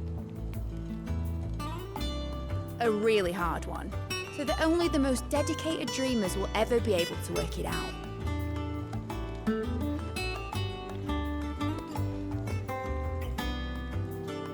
Ooh, I can picture it now. Some daft general squinting at the words with a gormless expression on his mug. Like that one, yeah. Right.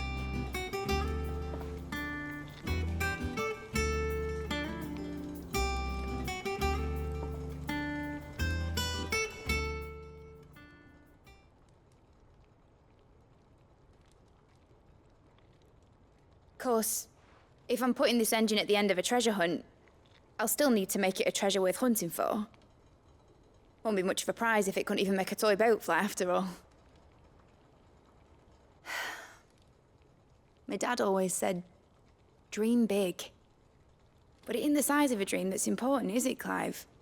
Only that it's a good one. And I reckon I've got a fair few good uns left in me. I'm sure you do.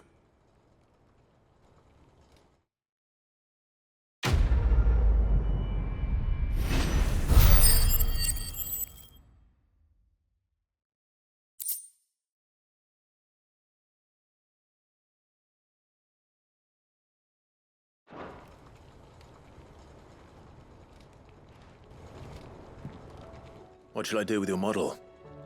You spent a lot of time on it. We both did. What, that old thing? Not healthy to cling to your failures, Clive. They'll weigh you down, you know. Sound advice. Still, I suppose my prototypes will probably be worth a fair bit when I'm as famous as Bart's the Builder. Seeing as you're always strapped for coin, Suppose I can give it to you. Just make sure you get a good price when you do come to part with it. I'd say that was up to you as much as me. You're not leaving already, are you? Enjoy it while you can, Clive.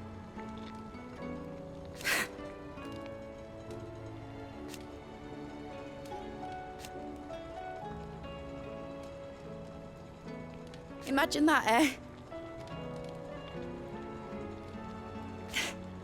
Till then, though.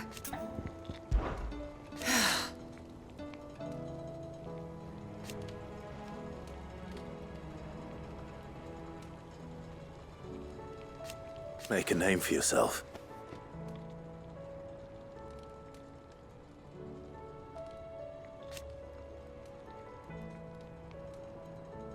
You better bloody had to and all.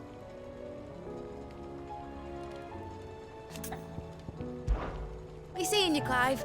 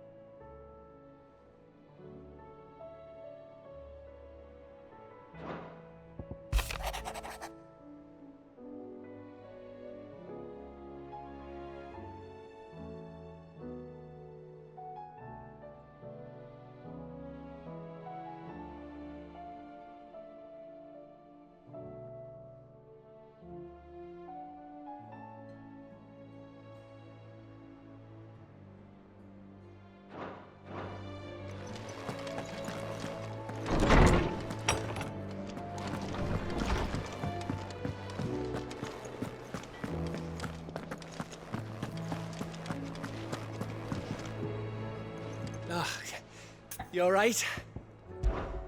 About that.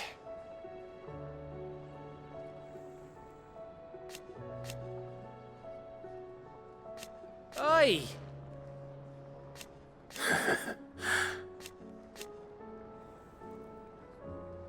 Let's see.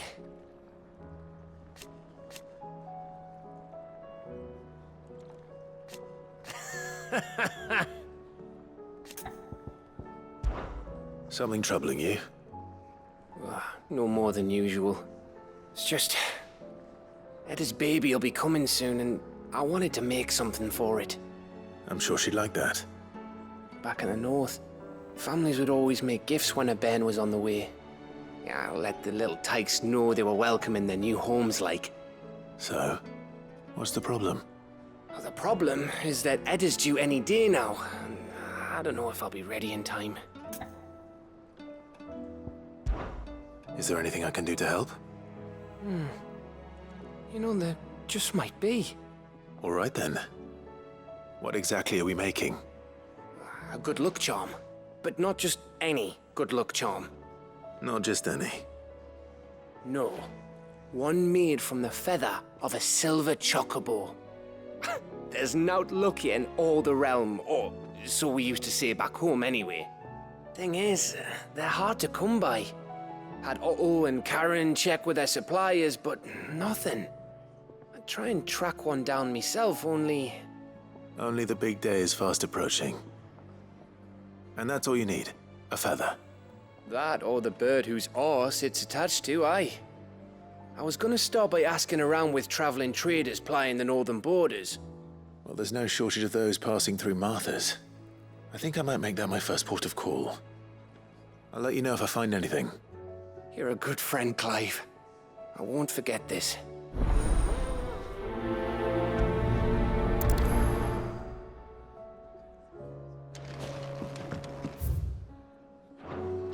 If there's anything special you fancy supping on before you go, I'd be glad to make it for you.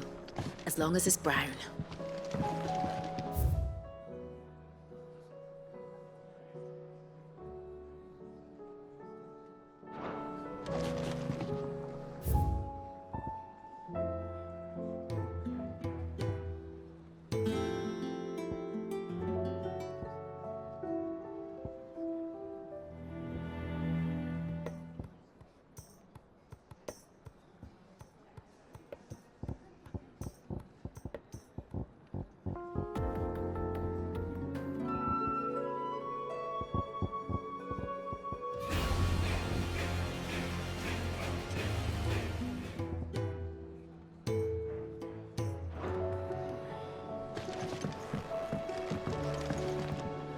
What can I get you, Sid?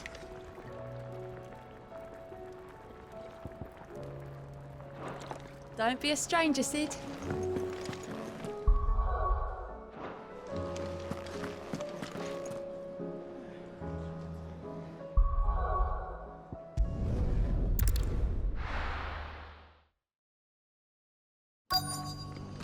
Let's hope one of the merchants here has what Gav needs.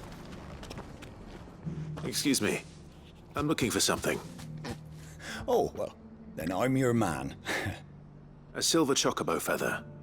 Oh, or maybe not. Though you're not the first to mention the bird around here. There was a man stopped by the rest not long ago claiming he was attacked by a silver chocobo. Near some gutted hovel not far from Eastpool. Most took him for a braggart and a liar, but who knows? Perhaps there was some truth to his tale. We'll see. Thank you. The feller who claimed he was attacked didn't linger here long. Said he was gonna go back and capture it. Prove us all wrong. And that was the last we ever heard of him. Wonderful creatures chocobos are. They're fast, strong, loyal, and best of all, they won't balk if you point them into the belly of a flood. Thick skins these birds have. Thicker than most, at least. Now, leave them in a flood too long and they'll turn, sure as eggs is eggs. But a quick dip in and out, and they're right as rain. Which is a boon to a trader like me. Reckon there's enough Akashic on the roads to worry about without this old girl turning. Look, Daddy. Shining so brightly. Isn't it pretty? Yeah. Pretty blooming sinister.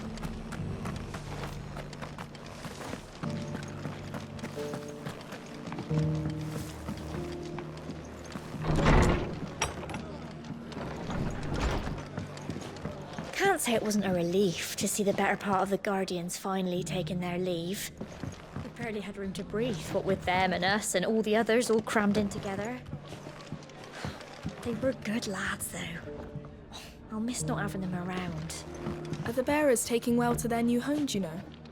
I sometimes worry how they'll manage without me to cook and clean for them. Good to see you. When I was a little girl,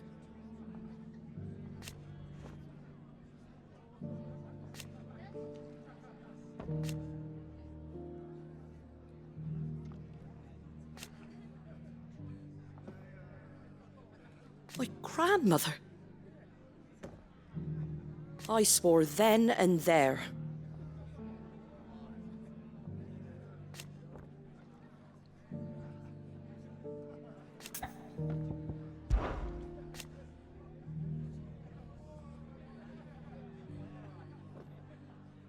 Put the wind right up us.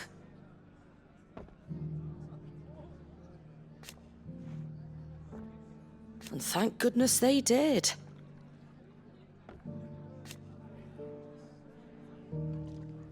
Like being back in the glory days. Half of me wishes they hadn't left.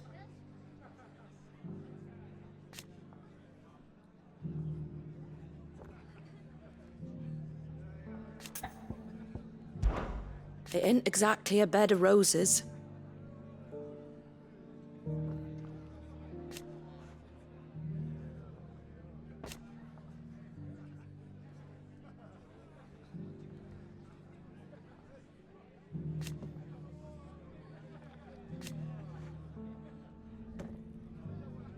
And that's just the start.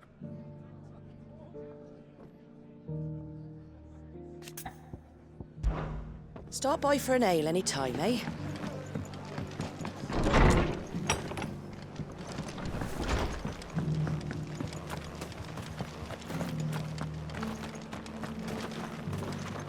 What are you after?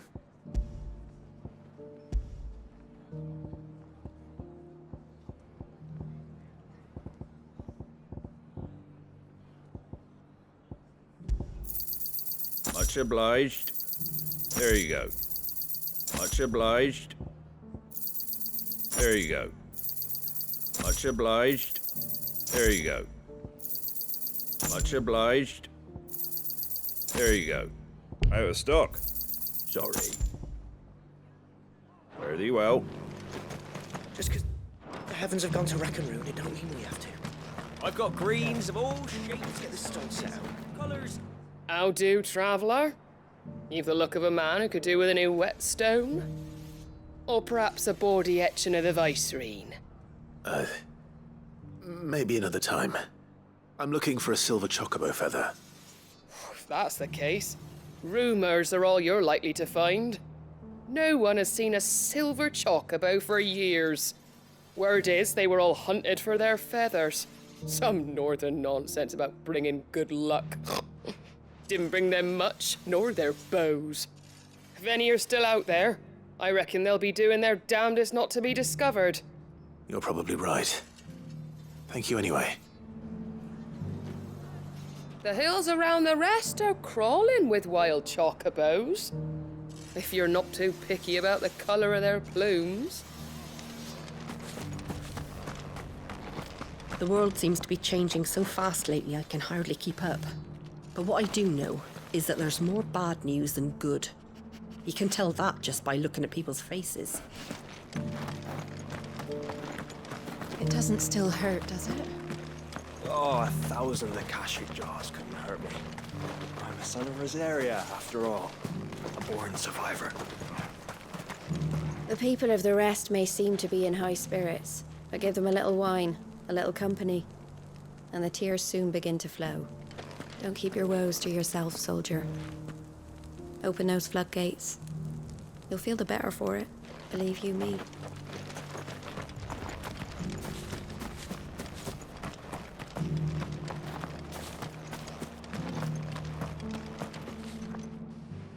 Can I help you with summit? You wouldn't happen to sell silver chocobo feathers, would you? I deal in fruit, not fancies. But if it's fancies you're after, I suggest you try Rhiannon's Ride. Was a silver chocobo seen there? Oh, yes. If you believe the ravings of a madman. It wouldn't be the first time. A silver chocobo sighted in the hills near Rhiannon's Ride. It sounds almost too good to be true. But since I'm already here... Every few years someone comes along claiming they've sighted a silver bow, but the truth of the matter is, there ain't no such thing. You'll find nothing but bloodflies and bandits on Rhiannon's Ride. Mark my words.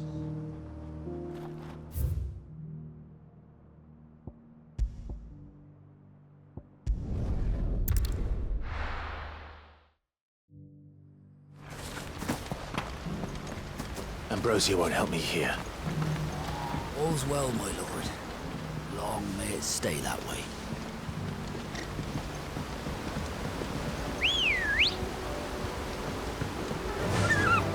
faster!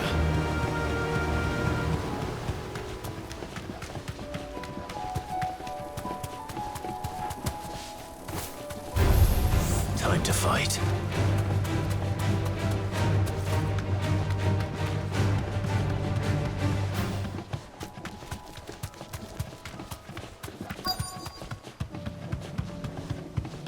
Tracks.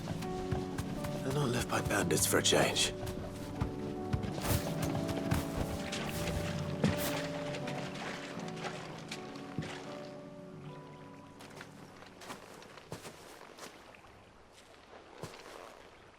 More tracks.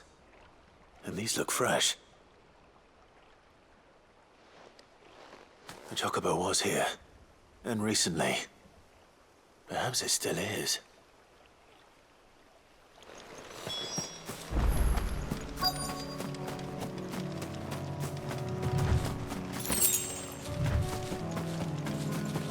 I don't hear anything.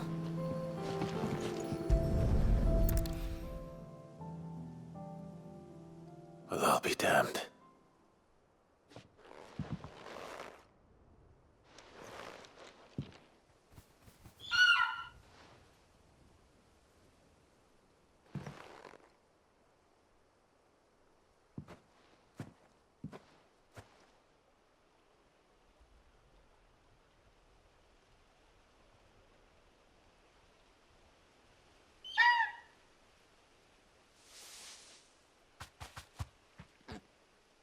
It's all right. I'm not going to hurt you. Just borrowing a feather for my friend.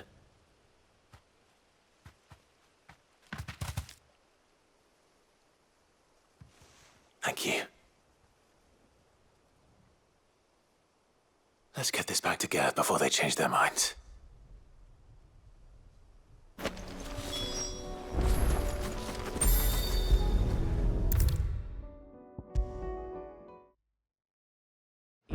No trouble at all. Still, I appreciate it.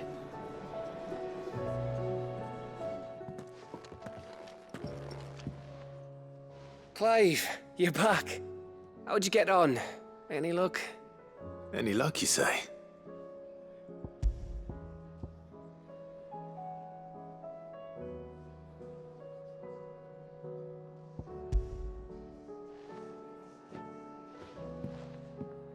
Crystal's crack. Is this what I think it is? Where in the hell did you find it? It's a long story.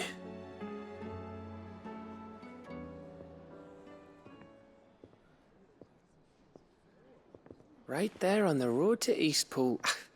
Who'd have thought it? Everything up there's been abandoned for years. The empty cabin made for the perfect shelter. Though I fear my presence may have forced the poor creatures to look elsewhere. Don't blame yourself, Clive. The Blight's right on Eastpool's doorstep. They'd have had to move on before long, even if you hadn't have turned up. They'll find a new home. Trust me. After all, that's what us endangered animals do. Anyway, what matters is, you managed to nick us one of their quills before they could run off. And now all that's left is to fix it to the carving. I didn't know you could carve. Reckon there's a lot you don't know about me. Like the fact I'm as good with a whittling knife as I am with a sword. And that bone Ember gave me's a dream to work with. What did you say it was from again? An Avis? But it weren't your Avis, Sid. I slew one of my own at last. So all those long nights in the pit finally bore fruit. I'm proud of you, Ember. Don't speak too soon. I ain't done my trial yet. There we go.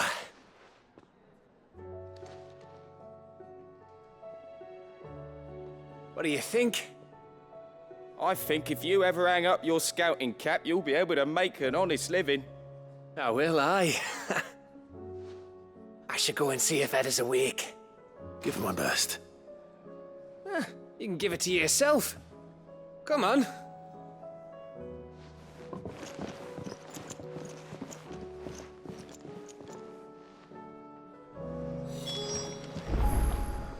I don't want Gav to give up being a scout, honest.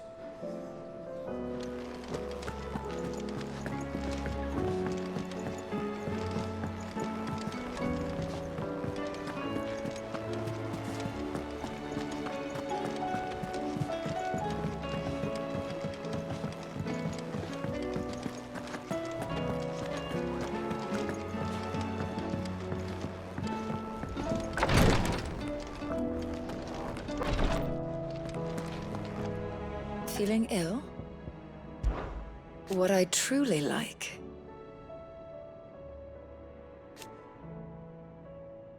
but teach her medicine. And no sooner have your wounds mended,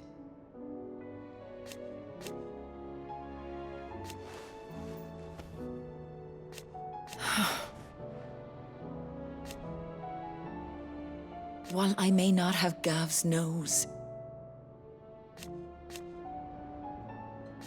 that's what I'm worried about.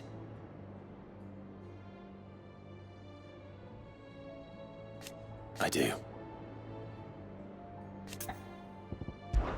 Don't push yourself too hard, Clive. Ty's tea stopped the fits. I only hope they stay stopped. You nearly collapsed back there. It's just a touch of the vapors.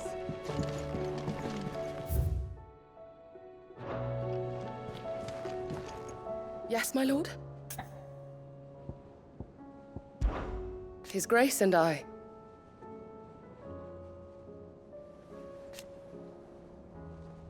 At first,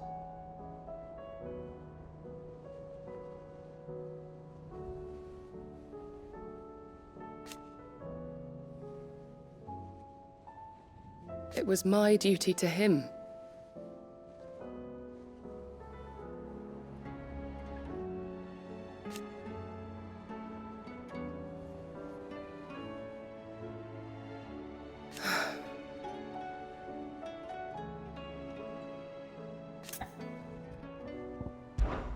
My lord.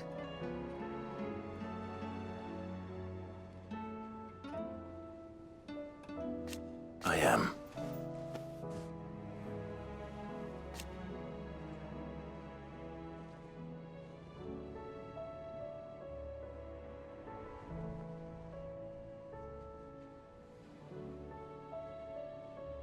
I do not doubt it.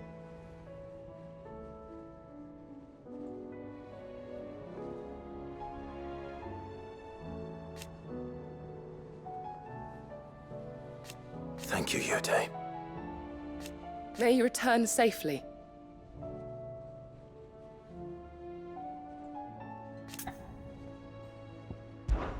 May the Firebird's flame burn ever in your heart. Ah, me lords. How are you feeling? Well, thank you. Is something wrong? Wrong? No, nothing like that. What it is, Go on, please.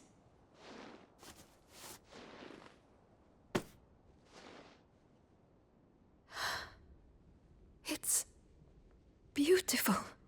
Did you make it? We did, aye. It's from all of us here at the Hideaway. Your new family, like. It's a good luck charm. We may come up north when a band's on the way. I mean a baby. To let him know that they're part of the family too. Oh, I hope you like it. I don't know what to say. I thank you, my lords, for everything. If there's anything you need, just let us know. I will. Clive, fancy a swift off? I'm thirsty. I could be convinced.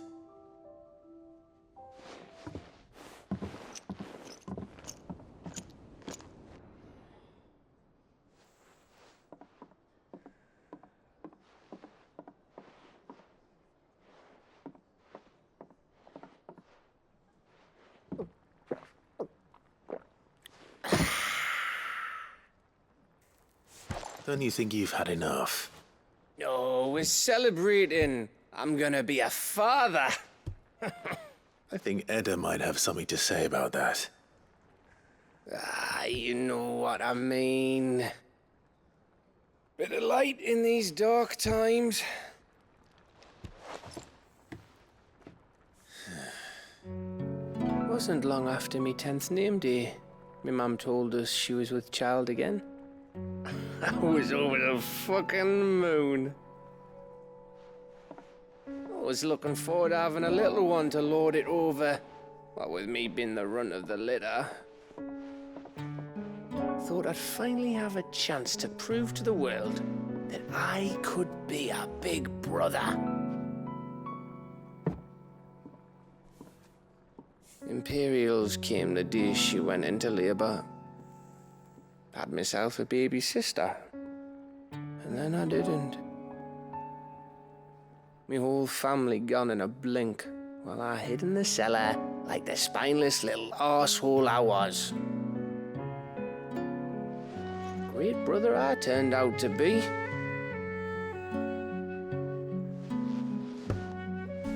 I'll never be a leader. And I'll never be a hero. I'm just a daft little dog who comes running when his master calls. I'll never be like you, or Sid, or Jill, or even Torgal.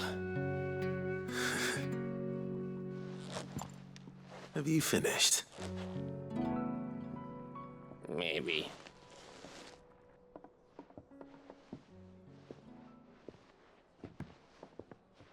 Do you know why you're our best scout? Because you don't need anyone to hold your hand. Without your resourcefulness, your courage, your determination, I don't know where we'd be. Maybe hanging off a cliff like, That was only the once. Exactly. You learned from it. And here you are after Founder knows how many missions, stronger for everyone. And let's not forget Rosalith. Who was it who freed me from the dungeon? Who was it who ran to Jill's rescue? That would be me. Because you're our brother, Gav. My brother.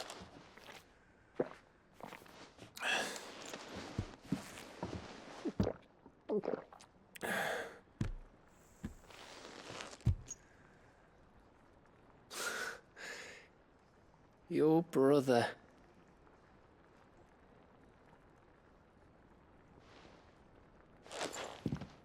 Which means that when the time comes,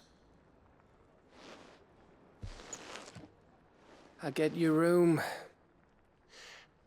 And your sword.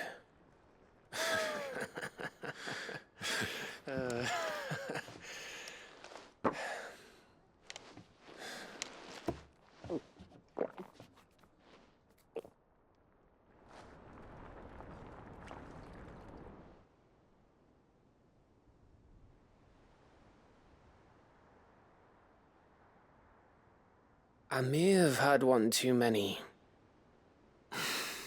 You may have had 10 too many.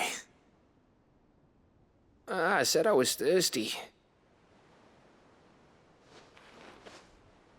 Better get back to work anyway. After I walk this off. Clive? What is it? Thanks for, you know. I know.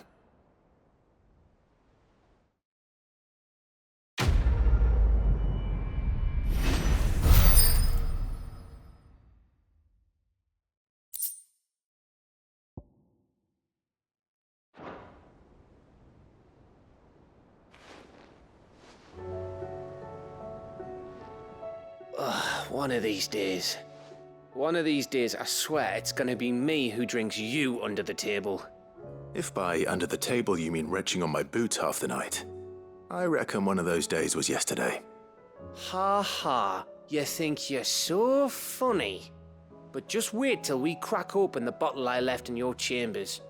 That stuff's strong enough to burn the horns off a behemoth. Sounds like I'll be needing some new boots.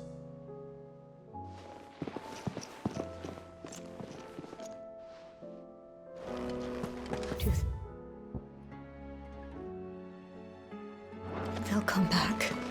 Of course they will. It's just a big crystal.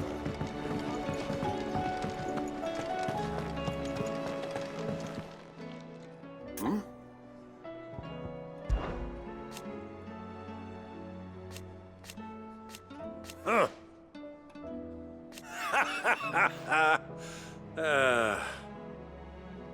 Thank you, Uncle.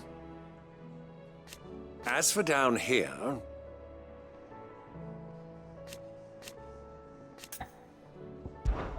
Clive, my boy! Rutherford informs me that we owe you our thanks. Hadn't intended for you to get involved, but such are the times we live in, huh? I would have done the same for anyone else. You're far too modest, Clive. You'd make a terrible nobleman. But tell me, is the realm truly in as dire a state as Rutherford suggests? From what little I saw, you were right to be worried. I suppose I should have expected the worst. But I was rather hoping the great and good of the realm might have things a little more under control. Alas, it seems that firm leadership is in short supply these days, and without it, the people are bound to lose their way. We must move quickly. But where do we start? True, the challenges that face us are many. But in my estimation, there are two key areas to be addressed before any other. The realm's armies and her larders. As you've seen firsthand, it's every man and woman for themselves out there. Certain cities have banded together to try and maintain some semblance of order, yes? But such cases are few and far between. And yet, the only remedy for the chaos that faces us is unity. A unity that transcends even the borders laid down by our ancestors.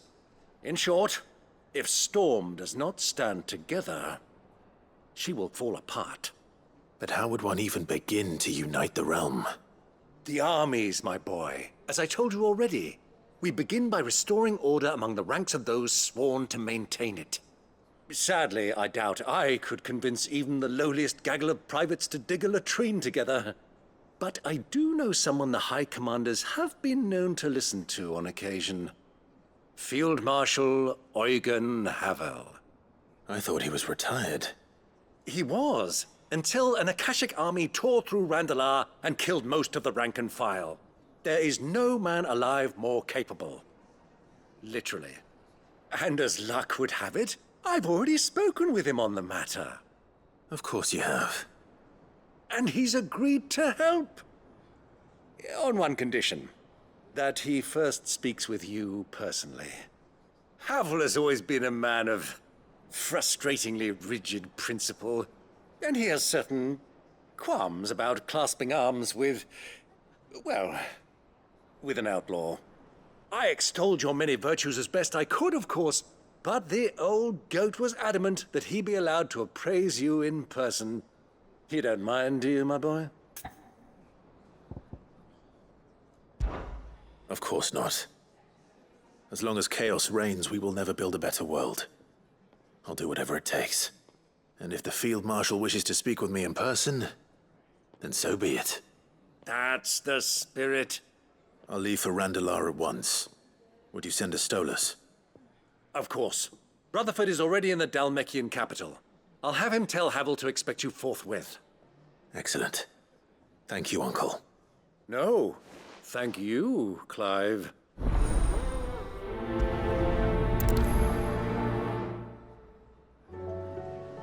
Don't worry, my boy. Rutherford is in Randalar this very moment, singing your praises to all and sundry. They'll adore you.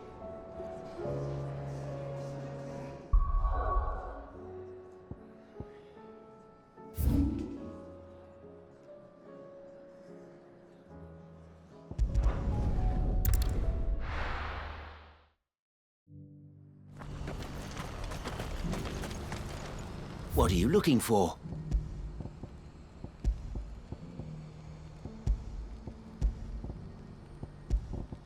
Farewell. Do you use that too?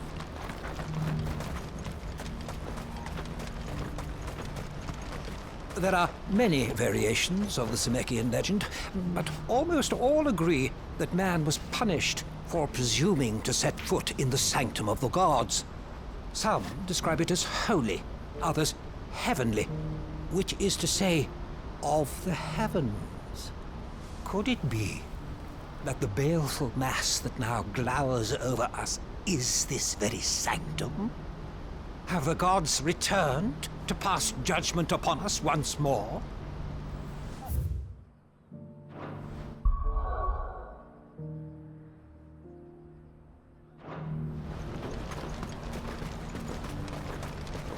Papa? Why doesn't it fall? Don't you go tempting fate, girl. Oh, please. Just make it stop. I'm scared.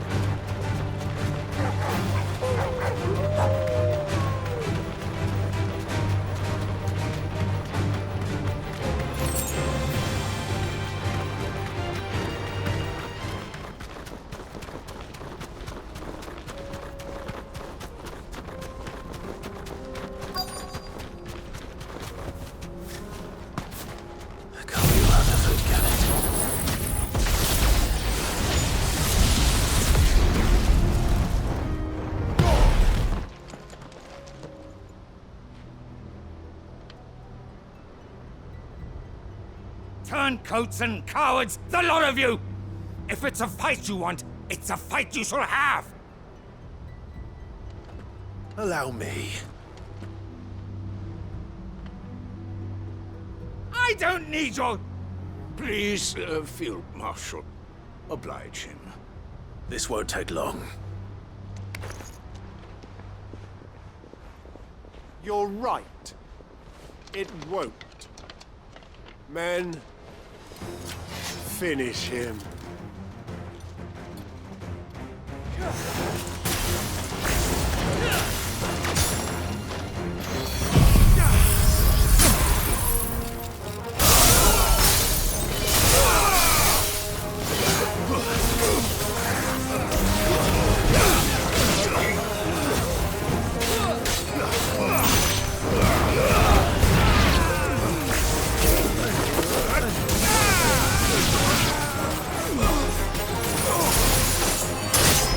You're finished.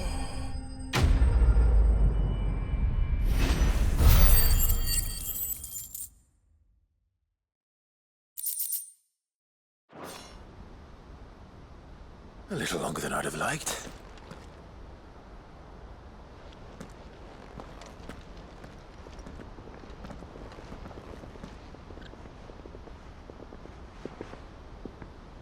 Field Marshal Havel, I presume. Are either of you injured? No, my lord. You arrived just as our escort turned on us. Fucking traitors. I'd heard reports of soldiers in the outlying regions abandoning the oaths they swore. But I hadn't thought the corruption had reached so close to the heart of the Republic. It's a fucking disgrace. Your interfering old bastard of an uncle tried to warn me, of course. My lord Marquis. Or is Sid the Outlaw more to your liking? Call me what you want. It doesn't change who I am, or the urgency of the message I bring. My uncle has a plan to right the realm, and he needs your help to see it through.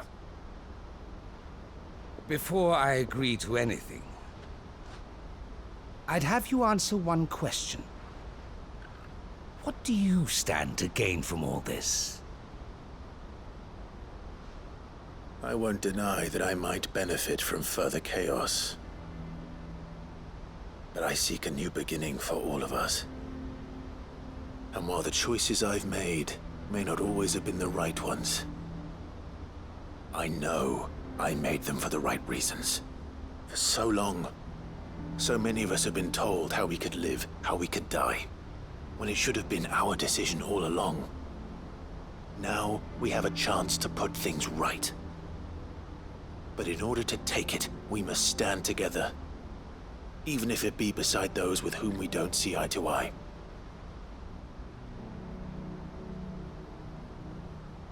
Certainly not the words I expected from an outlaw.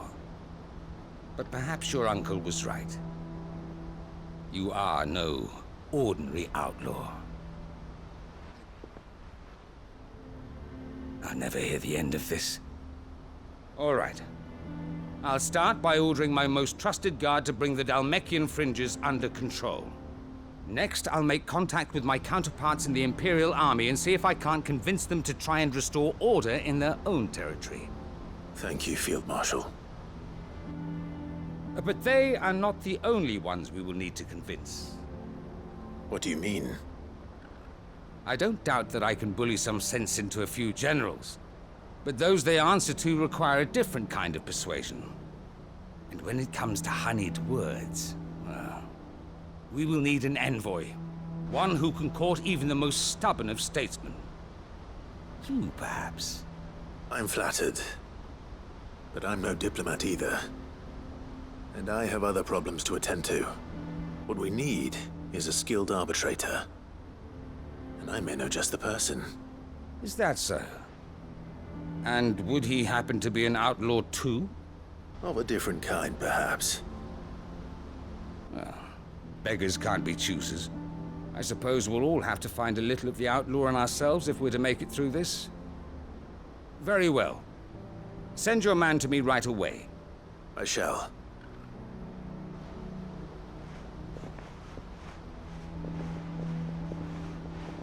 My Lord Marquis. Your Lord Uncle bade me escort the Field Marshal to his manor in Port Isolde. And I will see that my associate joins you there. Very good, my lord.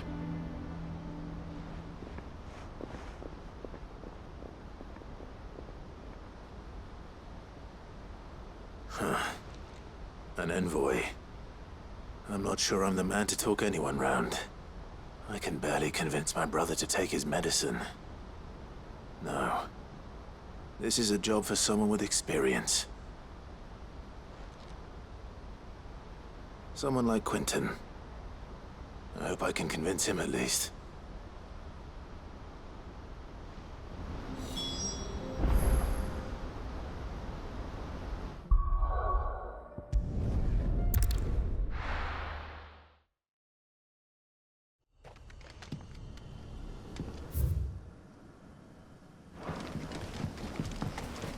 This is no time to ride.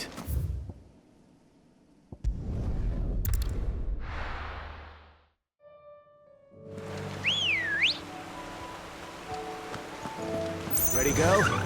Run like the wind.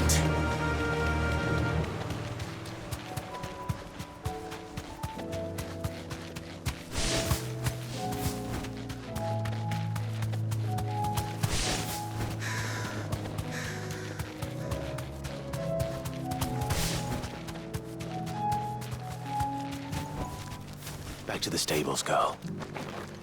I made sure our fallen comrades were laid to rest. And they can rest easy, knowing that their sacrifice wasn't in vain.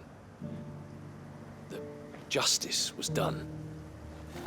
As for us survivors, well, we've just got to keep at it.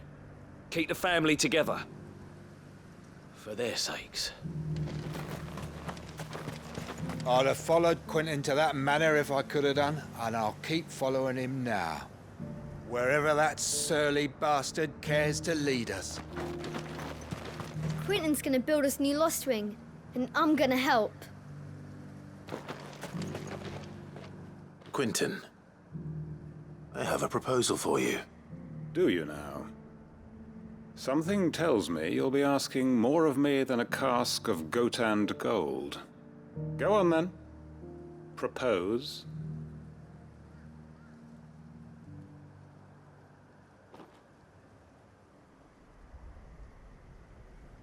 You'd have me convince the chiefs and chamberlains of the realm that they should simply swallow their pride and do the one thing that has proved impossible for thousands of years. Was there anything else? Perhaps I can fetch you a meat pie as well. I know it's a lot to ask, but I can think of none better suited to the role. And you'd have me give up what little I have left to do it. I told you, Clive. The people of Lostwing are my family, and I cannot abandon them. You'll have to find someone else. I'm sorry to hear that. So am I. And why might that be? What he's asking. How's it any different to what you've done so far? They want you to speak for those who can't speak for themselves. That's what you do best. If it's the vineyard you're worried about, we'll see that the grapes are picked and the tuns filled. You know we will. It's not that. Then what is it? You said yourself we're family. Don't you trust us? You know that's not what I'm... Then what are you saying? That only we are worth saving? Why turn your back on everyone else? You convinced us we could build new lives for ourselves, and if you can do that, who's to say you couldn't convince the entire realm? A stirring argument. I fear that any rejoinder I make might fall somewhat flat by comparison. So you'll join us? Where do you need me? Field Marshal Havel will want to speak with you in person. He's currently in Port Isolde. I can arrange for a party of Cursebreakers to accompany you there. That would be very much appreciated. I hear the roads are far from safe these days. Hopefully not for long. My uncle will want to know that his plan is taking shape. Reckon Master Quinton could argue an egg back up a hen's quim if he set his mind to it. Any statesmen we speak with are liable to resist our entreaties if they feel that what little power remains to them is at stake. They must be dealt with skillfully. I shall not repeat the errors of my past.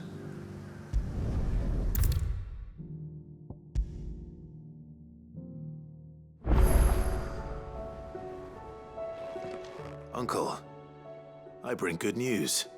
The Field Marshal has agreed to your plan. Ha! Of course he has. I didn't doubt you for a moment, dear boy. Rutherford is accompanying him back to your manor in Port Isolde as we speak.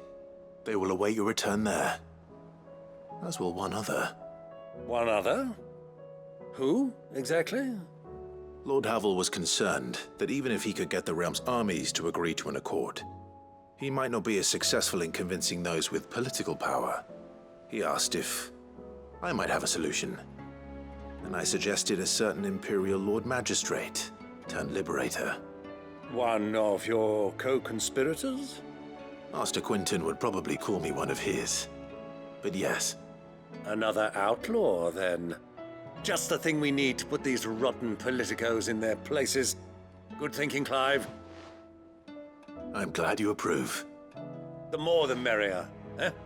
Uncle, assuming Havel and Quinton can solve our problem with the armies, you still haven't mentioned how we might manage the grain shortages. Oh, don't you worry, my boy. The 7 high houses will be seeing to that. They have all agreed to make the most generous of donations. Oh, of course, it did take a little persuasion, but luckily I had some unexpected help. From who? Why, you, my boy. Rumor has it that you rescued the Lady Ariane's head steward Rockford from a horde of bloodthirsty bandits. It was more of a handful. Well, the old battle axe was so pleased. She had a shipload of talents delivered to my private docks by the next new moon. And when the other houses saw the parsimonious old crone's purse strings finally loosen, they as good as tripped over themselves in the rush to follow suit. I'm happy to hear it. Now, I must be getting back to the manor. Join us there at your earliest convenience, would you? Of course, Uncle.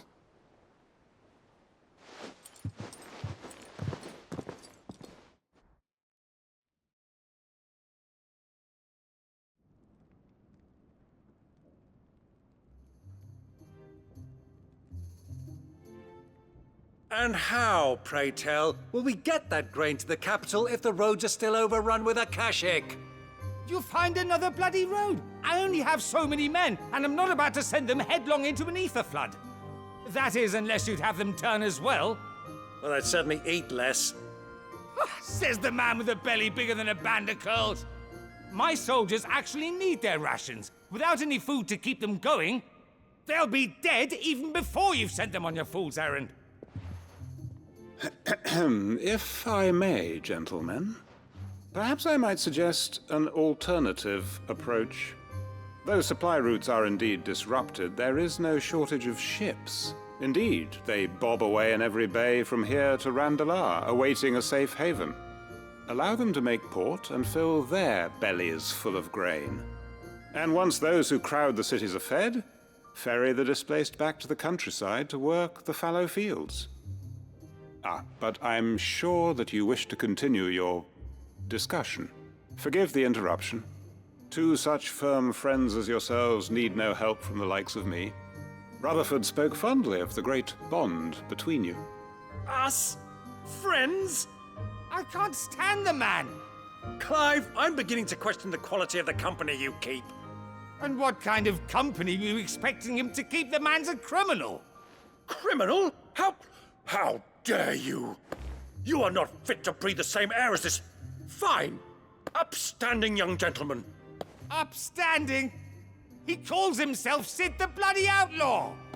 Once more onto the breach.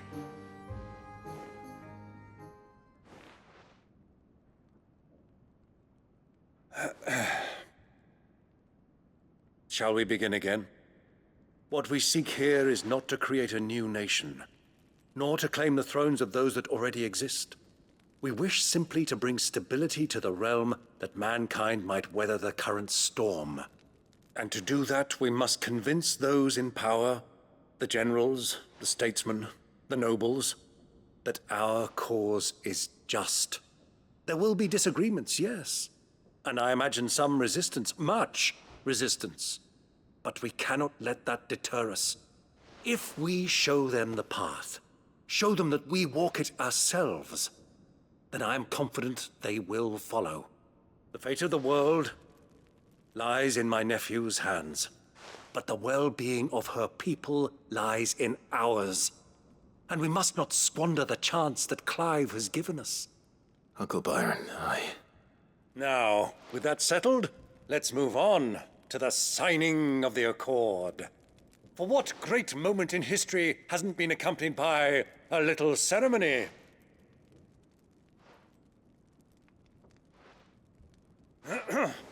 Citizens of Valisthea, I present to you the Triunity.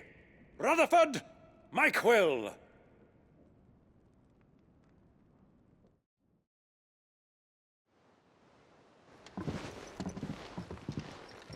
Well, my boy, the stage is set. That it is. This is the role you were born for.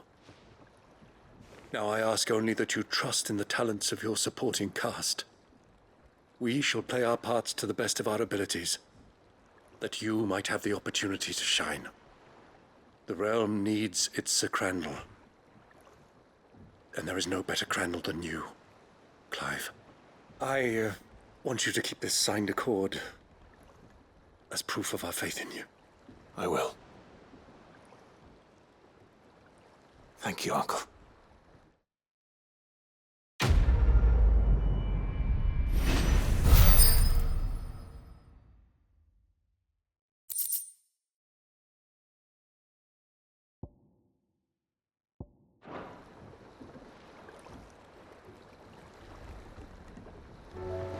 Sorry, can't take you where you need to get to, but the Argo and me will be waiting when you get back. What do you think that thing is? And how the hell is Sid gonna deal with that? Now back to work.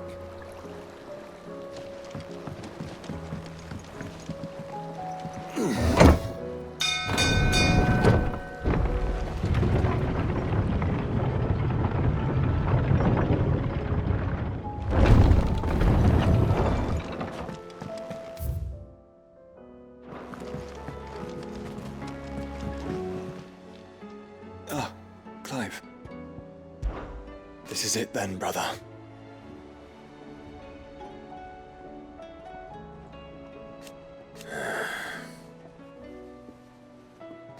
Indeed.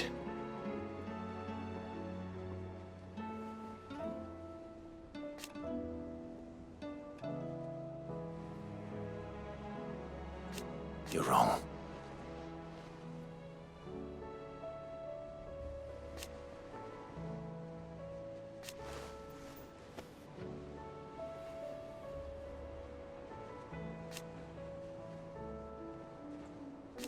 Of course.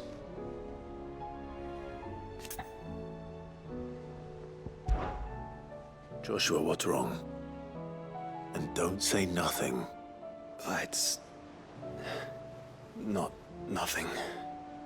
I've received word from Cyril. The Undying have found Father's will, or something akin to it. His will? How and where? In the crypt beneath Rosalith Castle. After Kupka was kind enough to drive out the Imperials, the Undying took the opportunity to recover what relics of the Duchy yet remained. And in the process of doing so, they found a letter from Father. I'm surprised anything survived down there. Cyril asked that I join him in Tabor at my convenience. I have been meaning to go, but... would you join me? Of course. I want to know what's in that letter as much as you do. Very well. I am ready to leave when you are.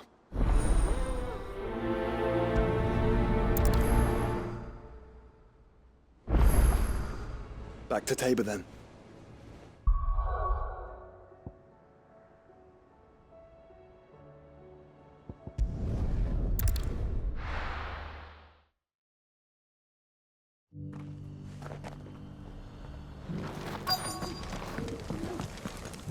The bearer of the burning quill is within, my lord. Prithee enter.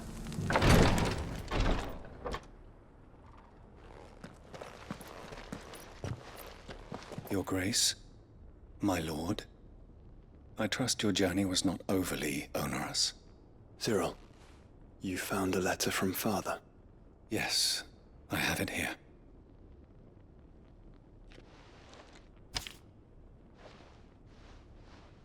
If you would do us the honor, my lord.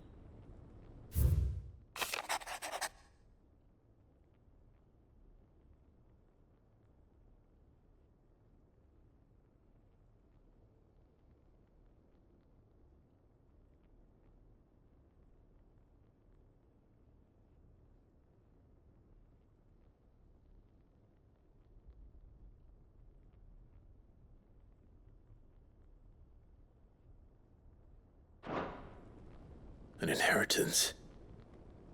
It would seem the late Archduke penned this missive shortly before his passing. The day before we left for Phoenix Gate. What are these plans he spoke of? His plans for the Duchy, Your Grace. Your father entrusted them to my predecessor, the former bearer of the Burning Quill, who entrusted them in turn to me. The complete emancipation of bearers is their stated aim. But your father's dream did not end there. His Grace also spoke of building hospices to care for those stricken by the curse, and the founding of a new university to further the development of non-magical technologies. With the blight spreading ever more widely across the Twins, Archduke Elwyn saw this as the only means of securing Rosaria's survival. He wished to see men and bearers treated as equals. To see centuries of common wisdom overturned. Small wonder he did not think it achievable within his lifetime. But he thought it achievable nonetheless. Had he not, he would never have written this message. Nor would he have entrusted his vision to his most faithful aides, those who would have stood with you, shielded you from the machinations of the less benevolent personages at court. It's a pity only they are still with us. 'Tis true that those most loyal to your father were the first to suffer the Duchess's wrath.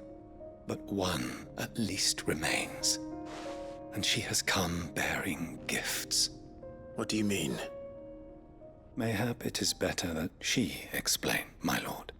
After all, the duties entrusted to me by my predecessor extended only to recovering His Grace's will and arranging a meeting with the one who might execute it, or a part of it, at least. And where is this woman? She awaits you in the archive, Your Grace. Thank you, Cyril. Shall we then?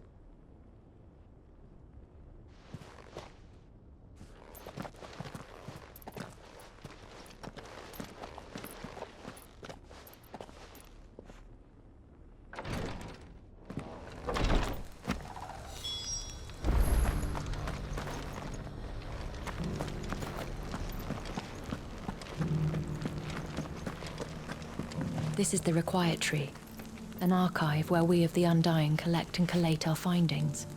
Fragments of Ultima's true nature surely lie buried within these pages. We have only to unearth them.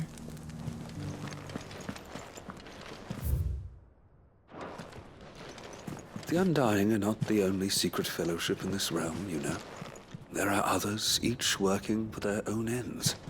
Why, not so very long ago, a society committed to discovering how one might cast magics without a catalyst was found to be operating throughout Valisthea. They were denounced as heretics, rooted out, and driven from our shores, never to be seen again.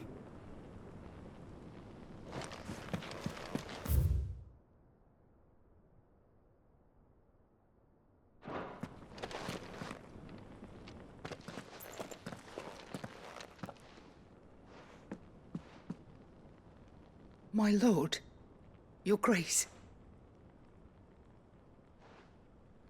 I hardly recognize you. I am Goditha, retainer of House Rosfield, loyal servant to the Phoenix and his shields. Your father, the Archduke Elwyn, entrusted me with the delivery of a gift. I only hope you can forgive my tardiness in bringing it to you. Lift up your head, Lady Goditha. You have our gratitude for your service to our house and to our father. I merely did my duty, as any proud Rosarian would. My lady, perhaps you could explain a little more? What exactly is the gift you bring? As I'm sure you know, it has long been the custom for the children of House Rosfield to be presented with certain keepsakes upon their coming of age. Indeed it has. Our father often spoke of the day when our turn would come. And had he lived to see it, he would have presented you with the treasures I bear. Matching armbands for you both. Alas, he did not live. Indeed, he was taken from us even before they could be completed. He had intended to claim the Heartstone with which each armband was to be finished himself, but it was not to be. And his gifts remain incomplete. I see. It saddens me to bring them before you, as they are. It was your father's wish that you be presented with the finished articles, not these works in progress. But with his grace long since gone, and the stone left unclaimed, I had little choice. You are grown men now, and his house is yours. And while I would not presume to insist upon your claiming the Heartstone in his stead, I know that nothing would have pleased him more than for you to do so. Thank you, Lady Goditha. What say you, Clive? What else? Of course, my lady. May our father's will be done. Oh, I am much obliged. Do you know where we might find this Heartstone, my lady? I do. Though it may be a matter of a good deal more than simply happening upon it. It is found in the bellies of elder griffins, you see. We do at least know where to find one. A certain specimen has made its nest in Titan's Wake, not far from here. A certain specimen? You are most perceptive, Your Grace. In answer to your unspoken question, yes, In fact, this is the very same beast your father meant to slay. I have been tracking its movements since you were but a boy. Were you to slay it in his stead, as men of House Rosfield, it would surely make your father proud. What say you, Joshua? What else?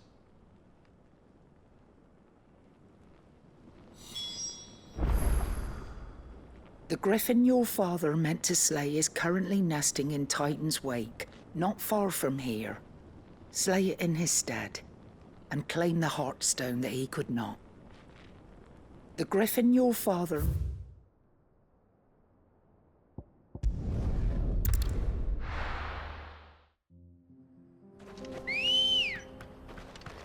Come on.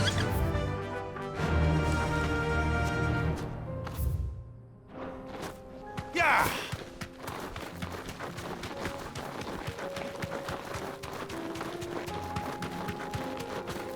Eyes peeled, Joshua.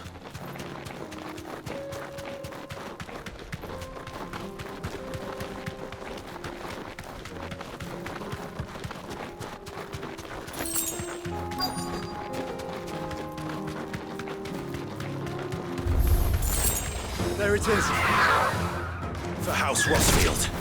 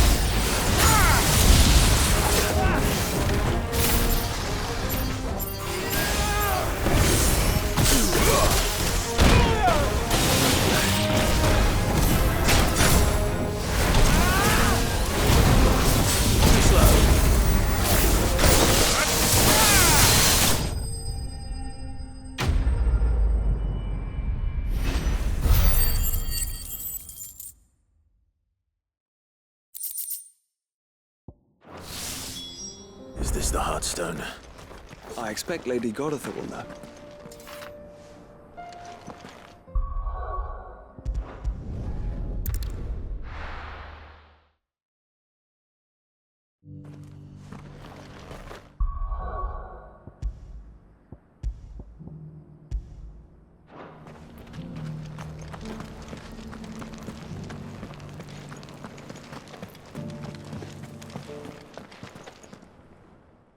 Thank the Founder you were safe. The griffin is slain then? And the Heartstone claimed.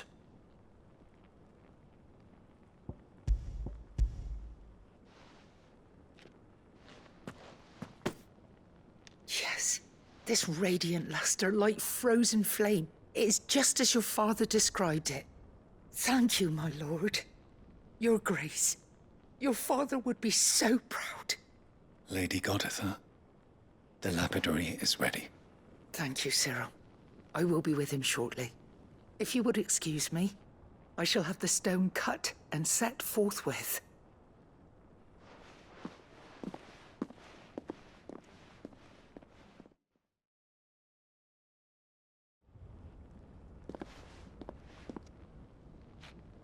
The armbands are complete. Pray, take them. They are yours, after all. Heartstone is harder and more enduring than garnet, or even ruby. It symbolizes unwavering will and devotion. And the graven vines encircling the stone represent the unbreakable bonds between you. It's a message. Father knew we had enemies both inside and outside the duchy. Enemies who would thwart his vision. Only with unwavering devotion would it ever be realized. And only if we stood together, as Phoenix and Shield, as brothers in arms, only then might those enemies be overcome. Indeed. His Grace knew the enormity of the task he would entrust to you, his heirs. But this was more than just a message. It was a promise. That he would always be with you. Thank you, Lady Goditha, for remaining the steadfast custodian of our father's will. Forgive me, my lady, but there is something I don't quite understand. The Undying told me that after Father died, Mother claimed all of the ducal treasures for her own. Even if the armbands were incomplete, she would surely not have overlooked them. So, how were you able to keep them from her? Because I was the keeper of the vault. Though I was but a lowly servant, your father spoke to me of his intentions for the bands, of the deep love he had for both of you, and his hopes for your future. In the days before the disaster at Phoenix Gate, I discovered that the Duchess had ordered her jewelry be sent away from the castle. It was then that I knew she meant to betray us. I tried to warn your father, but it was too late. When word of the fire reached Rosalith, I knew my time was short. So I took up the armbands and I fled into the night. And thank the Founder you did. Yet my duty to your father was incomplete. Not knowing what else to do, I followed the Griffin, thinking I might claim the Heartstone on its passing. And so my pursuit continued, until Lord Cyril appeared before me. He informed me that His Grace's will had been recovered, and that his sons were alive and well. Lady Goditha, on behalf of my father and all the people of Rosaria, I thank you for your loyal service.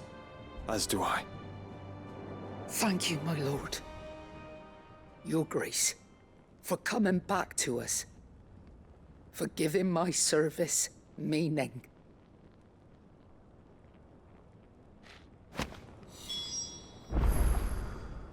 I remain your faithful servant, my lord.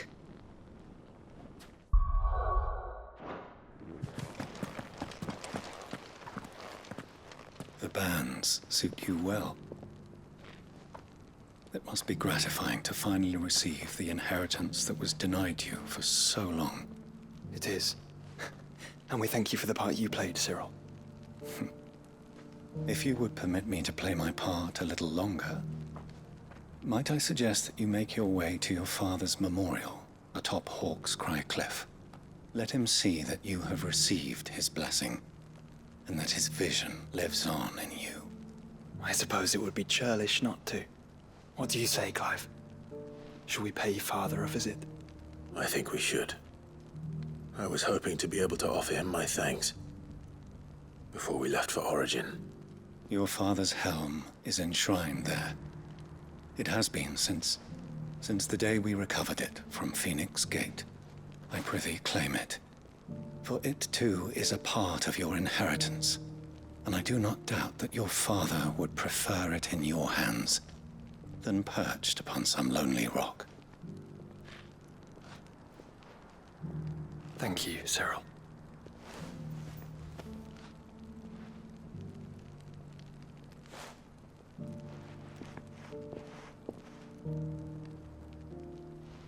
Come on, Clive. He's waiting.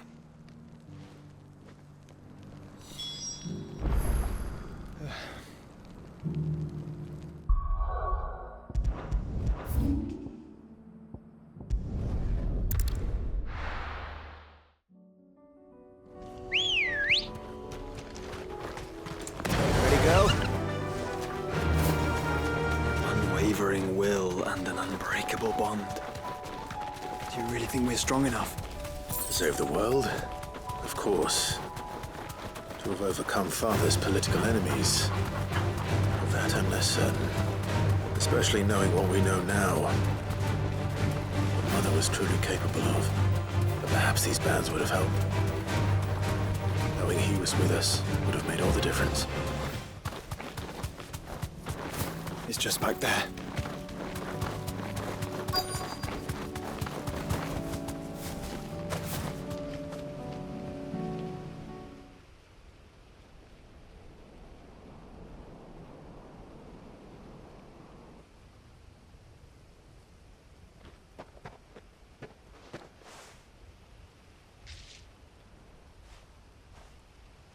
Father always fought for what he believed was right. It wasn't until that night at Phoenix Gate that I realized I had never fought for anything. I always had someone else to do the fighting for me.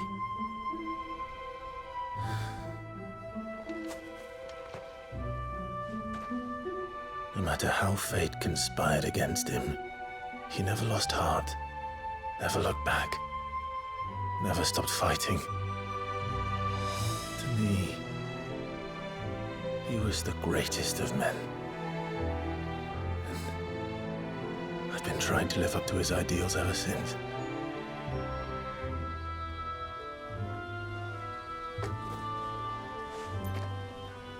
We all have, Clive. We all have. And we'll keep trying. Because that's what he would have wanted. What he would have done himself. Even if it meant standing against the very gods in the heavens. I shall be borrowing this, Father, if I may. That you might watch over us as we follow in your footsteps.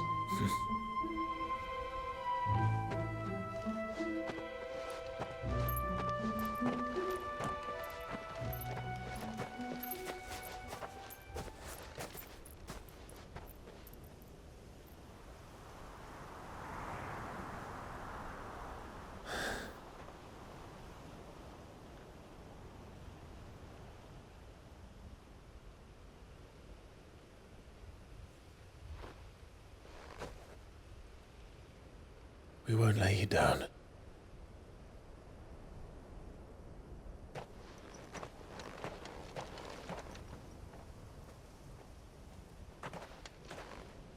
Onward then. Onward. To the end. And to a new beginning.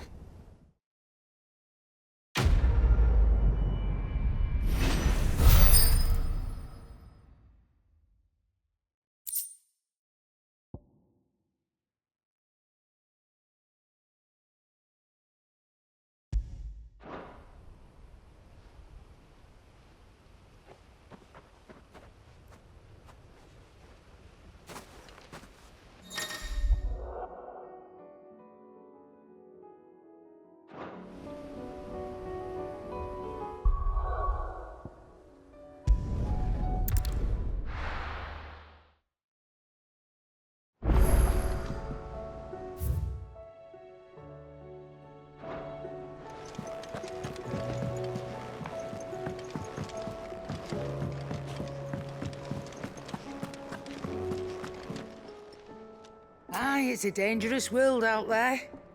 Let's stock up what. Take care.